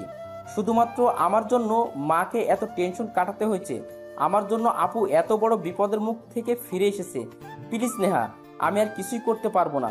আমার বোনকে আমি ভালোবাসি, তার ক্ষতি আমি আর করতে পারি না। ঠিক আছে আকাশ, আমরা আর এসব করব না, ফাইন? না নেহা, তুমি আমায় ভুলে যাও। তোমার ফ্যামিলি কখনো আমায় মেনে নিবে না। প্লিজ আমায় ভুলে যাও। তুমি অন্য কোনো বড়লোক বাবার ছেলেকে বিয়ে করে সুখে থাকো। আকাশ, তুমি আমায় এভাবে বলছো? আমি বাধ্য হচ্ছি নেহা, পরিস্থিতি এর জন্য আমি বাধ্য হয়েছি। নতুন কাউকে পেয়েছো? সি নেহা, তুমি আমায় এমন ছেলে ভাবো? আমি আর কাউকে নিজের জীবনের সাথে জড়াবো না। নেহা, সত্যি বলতে আমি পারবো না। তাহলে কি আমি আর কোনোদিন তোমার সাথে কথা বলতে পারবো না? না, আজ থেকে তুমি আমার সাথে যোগাযোগ করার চেষ্টা করো না। ভালো থেকো। আকাশ চলে যাচ্ছে। নেহা আকাশের যাওয়ার পানে তাকিয়ে আছে। আকাশ একবারও ফিরে নেহার দিকে তাকাচ্ছে না। নিজের চোখের পানি লুকাতে সে নেহার দিকে ফিরে তাকাচ্ছে না। নেহা অঝরে কান্না করছে, তার কান্নার বাদ মানছে না।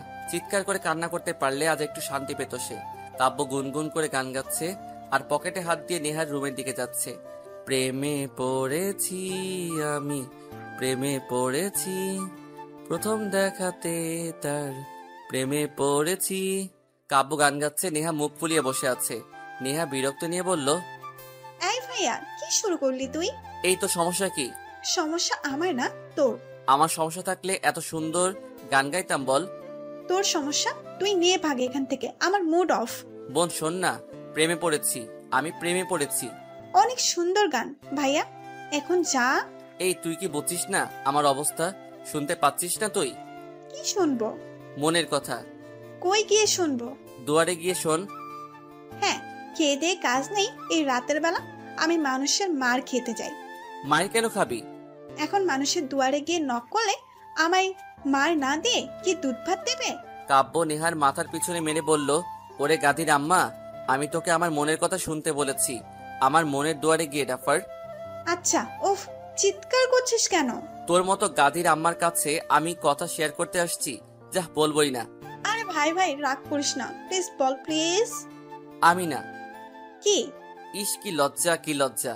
ভাই, নতুন বইয়ের মতো লজ্জা পাস কেন বলতো তুই? আমি না মেঘাকে ভালোবেসে ফেলেছি। কি? সত্যি সত্যি ভাইয়া? কি হলো, তুই এত খুশিতে লাফাচ্ছিস কেন? আরে ভাই, খুশিতে খুশিতে মেঘলা ভাবি আমার ভাবতে। এত খুশি হওয়ার কিছুই নেই, এখনো মেঘা জানে না আমি ওকে ভালোবাসি। আরে ভাইয়া, নো টেনশন, ভাবি পটে যাবে তো। সত্যি তো? সত্যি। 1000 में मेरा बहना है। হয়েছে, পাম না দিয়ে যাও, ফুটো। কাব্য আবার গান গাইতে গাইতে চলে গেল। প্রেমে পড়েছি আমি, প্রেমে পড়েছি, প্রথম দেখাতে তার প্রেমে পড়েছি, প্রেমে পড়েছি আমি, প্রেমে পড়েছি, প্রেমে পড়েছি, সে যে রূপে অপরূপা অনন্যা, পৃথিবীতে নাই তার কোনো তুলনা, প্রেমে পড়েছি আমি, প্রেমে পড়েছি। কাব্য যেতেই নেহা খুশিতে আকাশকে ফোন দিল।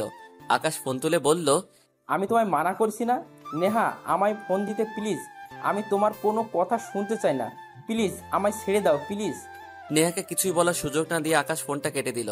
শালা, তোকে কাল ভার্সিটিতে দেখাচ্ছি। নেহার আগে ফোনটা রেখে ঘুমাতে চলে গেল। ঘড়ির কাঁটায় 12টা বেজে 10 মিনিট। বালিশের নিচে থাকা ফোনটা চিৎকার করে বেজে উঠছে।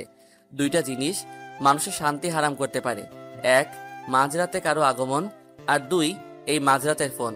মেঘা চোখ ডলতে ডলতে ফোনটা তুলল। অপর পাশ থেকে একজন প্রায় চিৎকার করে বলল, এত টাইম লাগে কেন ফোন ধরতে? ও তুমি কি ঘুমাচ্ছিলে? মেজাজটা 99 সেলসিয়াস মাত্রায় বেড়ে গেল মেঘার।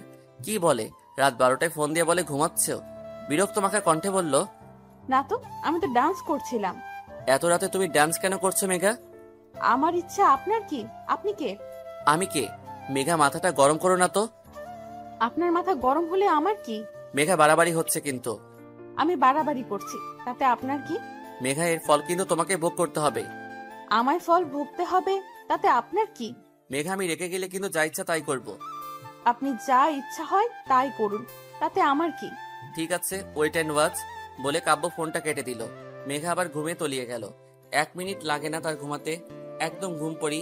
তারপরে ঘুমের মধ্যে অনেকক্ষণ থেকে বুঝতে পারছে মেঘা কিছু একটা ওকে স্পর্শ করছে, কিন্তু চোখ খুলে দেখার সময় কই। মেঘারও তো ঘুমে ব্যস্ত, মহাব্যস্ত। স্পষ্ট কারো ঠোঁটের ছোঁয়া নিজের কপালে অনুভব করলো মেঘা। তার ছোঁয়ায় পুরো শরীরটা হিম ঠান্ডা হয়ে গেল। মুহূর্তেই মেঘার ঘুম ছুটে পালালো। দেখলো এক ছায়ামূর্তি ঠিক ওর পাশে বসে আছে। ছায়ামূর্তি বললে ভুল হবে, ছায়া মানব ওর দিকে এগিয়ে আসছে। মেঘা জোরে চিৎকার দিতে যাবে, তখনই খপ করে মেঘার মুখে হাত দিয়ে চেপে ধরলো। নাইট লাইটের আলোয় মানুষটার মুখ দেখে দ্বিগুণ ভোল্টেজের শক খেলো মেঘা। এমা, এ তো কাব্য স্যার। এত রাতে আমার বাসায় কি করছেন? কেউ দেখলে কি ভাববে আমায়?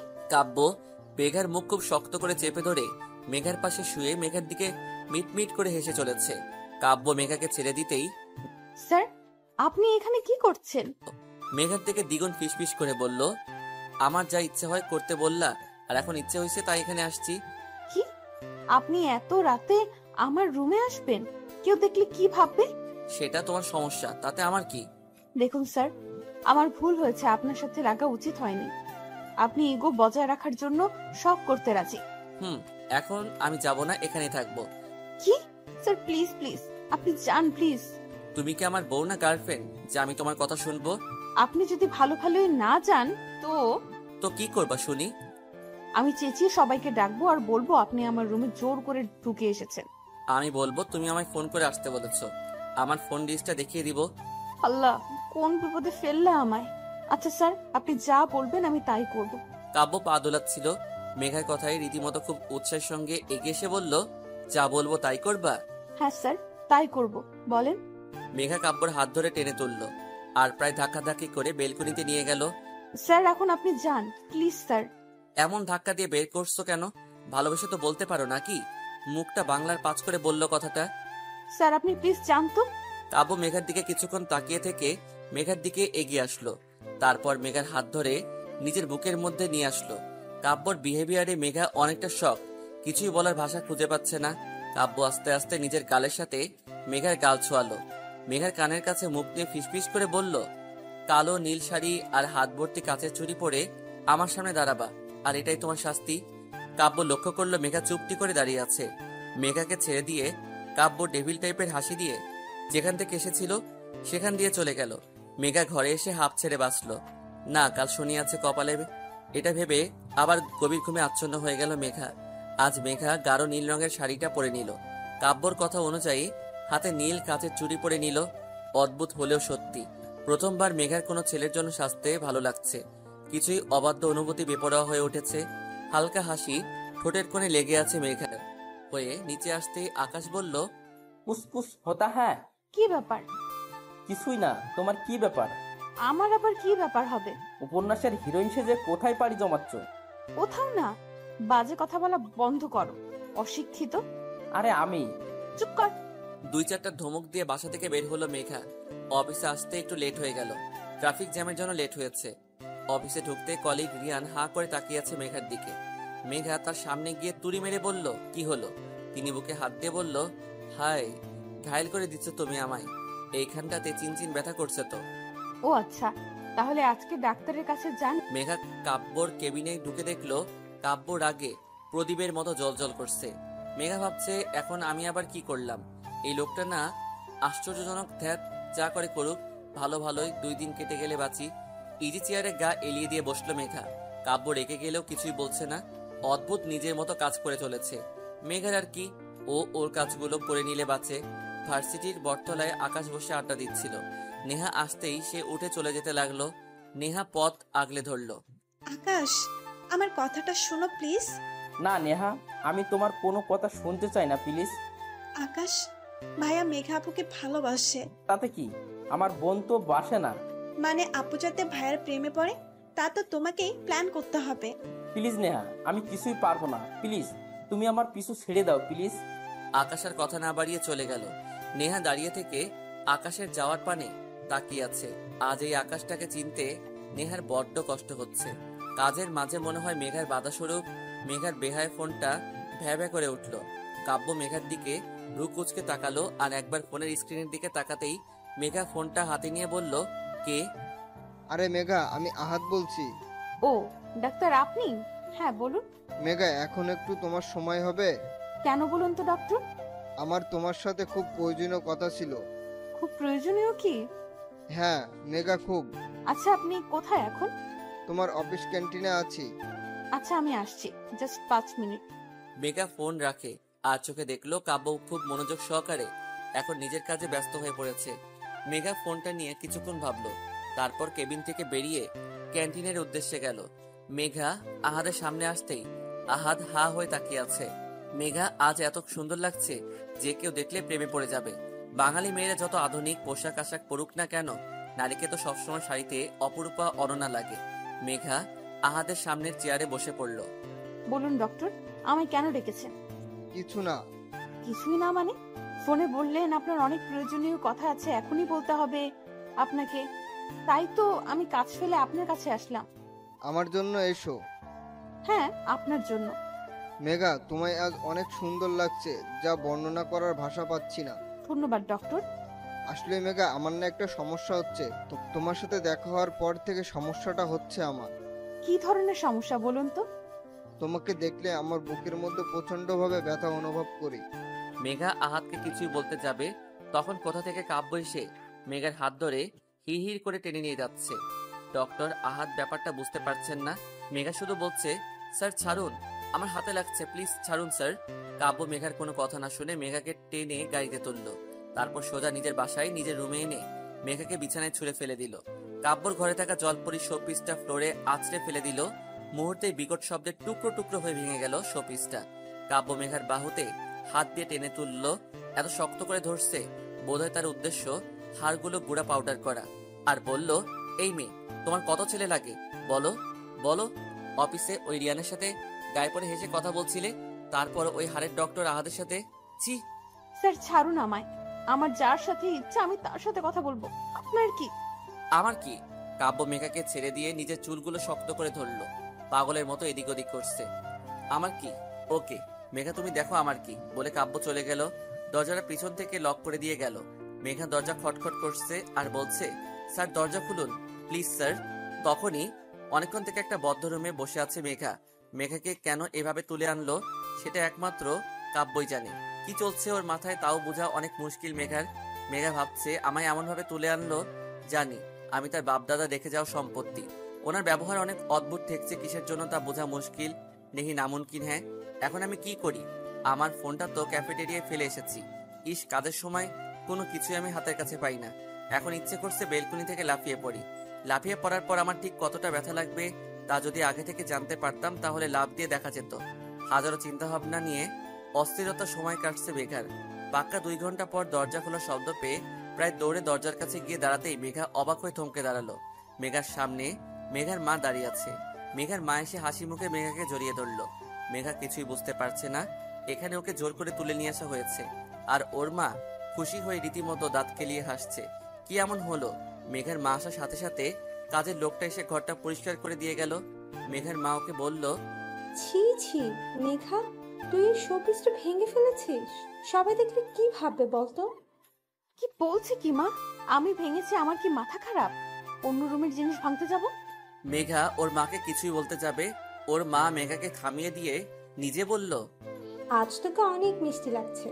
আসলে মন থেকে এই দিনটা দেখার জন্য অনেক আশা করেছিলাম। প্রতিটা মায়েরই স্বপ্নটা মনের মধ্যে লালন পালন করে আজ সত্যি আমার গর্ব হচ্ছে।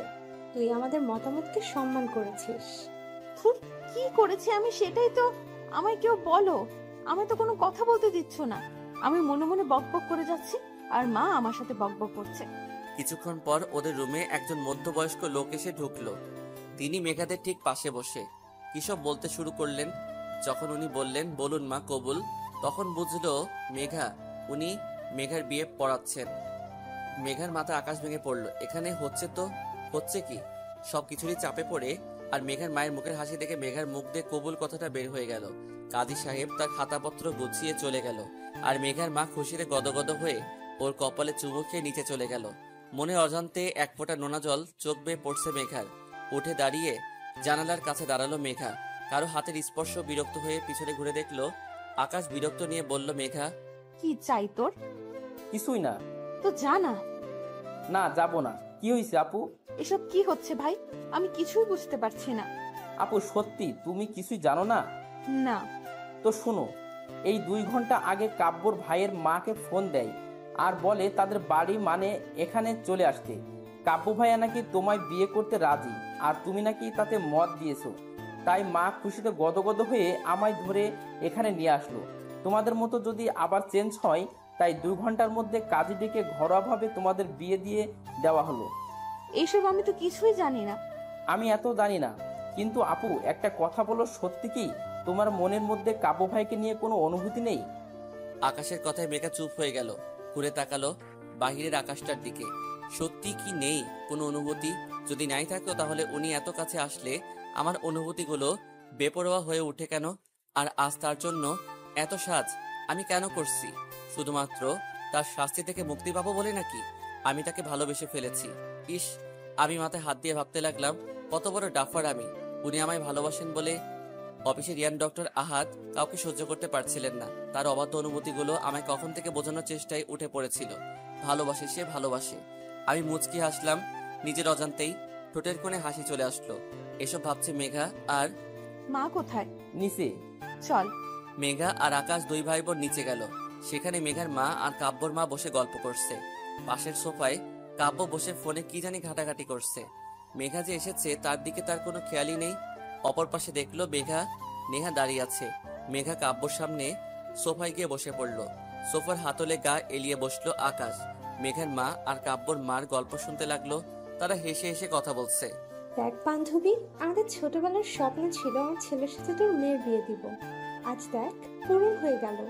হ্যাঁ রে, আমাদের স্বপ্ন যে বাস্তব হবে তা ভাবতে পারিনি। দুইজন পুরানো কালের বান্ধবী যখন একসাথে হয় তখন হাজার গল্পের ঝুড়ি খুলে বসে। আকাশ মেঘার কানের কাছে এসে ফিসফিস করে বলছে, আপু 1 ঘন্টা হয়ে গেল, সে কখনো থেকে শুনেছি একটু রেস্ট দিলে হয় না বল? মেঘা হাসি চেপে আকাশের পিঠে আস্তে করে থাপ্পড় দিল। তাতে কাব্য আর চোখে মেঘার দিকে তাকালো, আবার চোখ নামিয়ে যা করছিল তাতে ব্যস্ত হয়ে পড়ল। তার এমন বিহেভিয়ারে মেঘার মনে হচ্ছে তিনি ভাব দেখাচ্ছেন মেঘার প্রতি। হুট করে কাব্যর বোন বলল, মা, আমি তোমায় কিছু বলতে চাই। পরে শুনবো। মা, এখনই শুনতে হবে। আর মা, আমি আকাশকে ভালোবাসি। আকাশও আমায় ভালোবাসে। আমি আকাশকে ছাড়া কাউকে বিয়ে করব না। মেঘা বসা থেকে উঠে দাঁড়ালো। আকাশের দিকে অগ্নিময় দৃষ্টি নিক্ষেপ করে দিল মেঘা। আকাশ ভয়ে চুপসে আছে। কাব্যর মা আর মেঘার মা হা হা হা করে হেসে উঠল। তোমরা যে 2 বছর ধরে রিলেশনে আছো তা আমি আর তোমার মা আগে থেকে জানতাম, কিন্তু প্রকাশ কিছুই করিনি। দেখো মা, আমার ছেলের তো এখনো নিজের পায়ে দাঁড়াতে কিছুই সময়ের প্রয়োজন। তাই এই বিষয় নিয়ে আমরা তেমন ভাবিনি। সময় আসলে গুরুত্ব দিয়ে দেখবো ভেবেছিলাম। আর আমি কিন্তু আগে থেকে মেঘাকে বাড়ির বউ করার প্ল্যান করেছিলাম। নেহা, সেটা তুই আর আকাশ শুধু হেল্প করেছিস। নেহা লজ্জায় মাথা নিচু করে দাঁড়িয়ে আছে। আর মেঘা আকাশের দিকে তাকিয়ে মনে মনে বলছে, ওরে মির্জাফর, তাহলে তোর কি করে বাসায় গেলে বুঝবি। আকাশ কিছুই বলছে না, কাঁচুমচু হয়ে দাঁড়িয়ে আছে। মেঘা ওর মাকে বলল, মা এখন বাসায় যাওয়া যাক। মেঘার কথায় মেঘার মা, কাব্য এমনভাবে তাকালো জানি মেঘা কি না কি বলে দিয়েছে। মা, আমার একটু মানিয়ে নিতে সময় লাগবে। যদি সেই সময়টা তোমরা আমায় দিতে। তুমি তো জানো মা, এই 19 বছরে আমি কখনো কোথাও গিয়ে এক রাত থাকিনি। তাহলে এখন কিভাবে ভাবতে পারছো? মা, তুমি নেও, যত সময় নিবা নেও। আস্তে আস্তে তুমি সব গুছিয়ে নিতে পারবা। ওকে মেঘা, যতদিন ইচ্ছা তুমি সময় নাও, আমার কোনো সমস্যা নেই, আর কোনো তাড়াহুড়া নেই বলে কাব্য ফোনটা কানে নিয়ে কারোর সাথে কথা বলতে বলতে চলে গেল। মেঘা তার ব্যবহারে কেন জানি অনেক কষ্ট পেল। কেন পেল, কিসের জন্য পেল তাও জানে না। 1 মিনিট না দাঁড়িয়ে একরাশ অভিমান নিয়ে বাসায় চলে আসলো মেঘা। মেঘার সামনে আকাশ চুপচাপ বসে আছে। ওর মুখ থেকে কোনো কথা বের হচ্ছে না। তুই তো মির্জাফর পদবী কি ফেল করলি? তোর কি শাস্তি হওয়া উচিত? আপু আমি তো প্রেম করেছি, চুরি তো করিনি বল। বাবা, কি আর শাহিরি। হ্যাঁ, বাচ্চা ছেলেকে এভাবে ভয় দেখাচ্ছিস কেন? ভাই তুই বাচ্চা। তো সব লোক রাজি তো কেয়া করেগা কাজী। এই আগে ফাইনাল পরীক্ষাটা দে, ফেল করলে বাসা থেকে বের করে দিবেই, সাথে নেহা। ফুর। ইস, আমি নেহার সাথে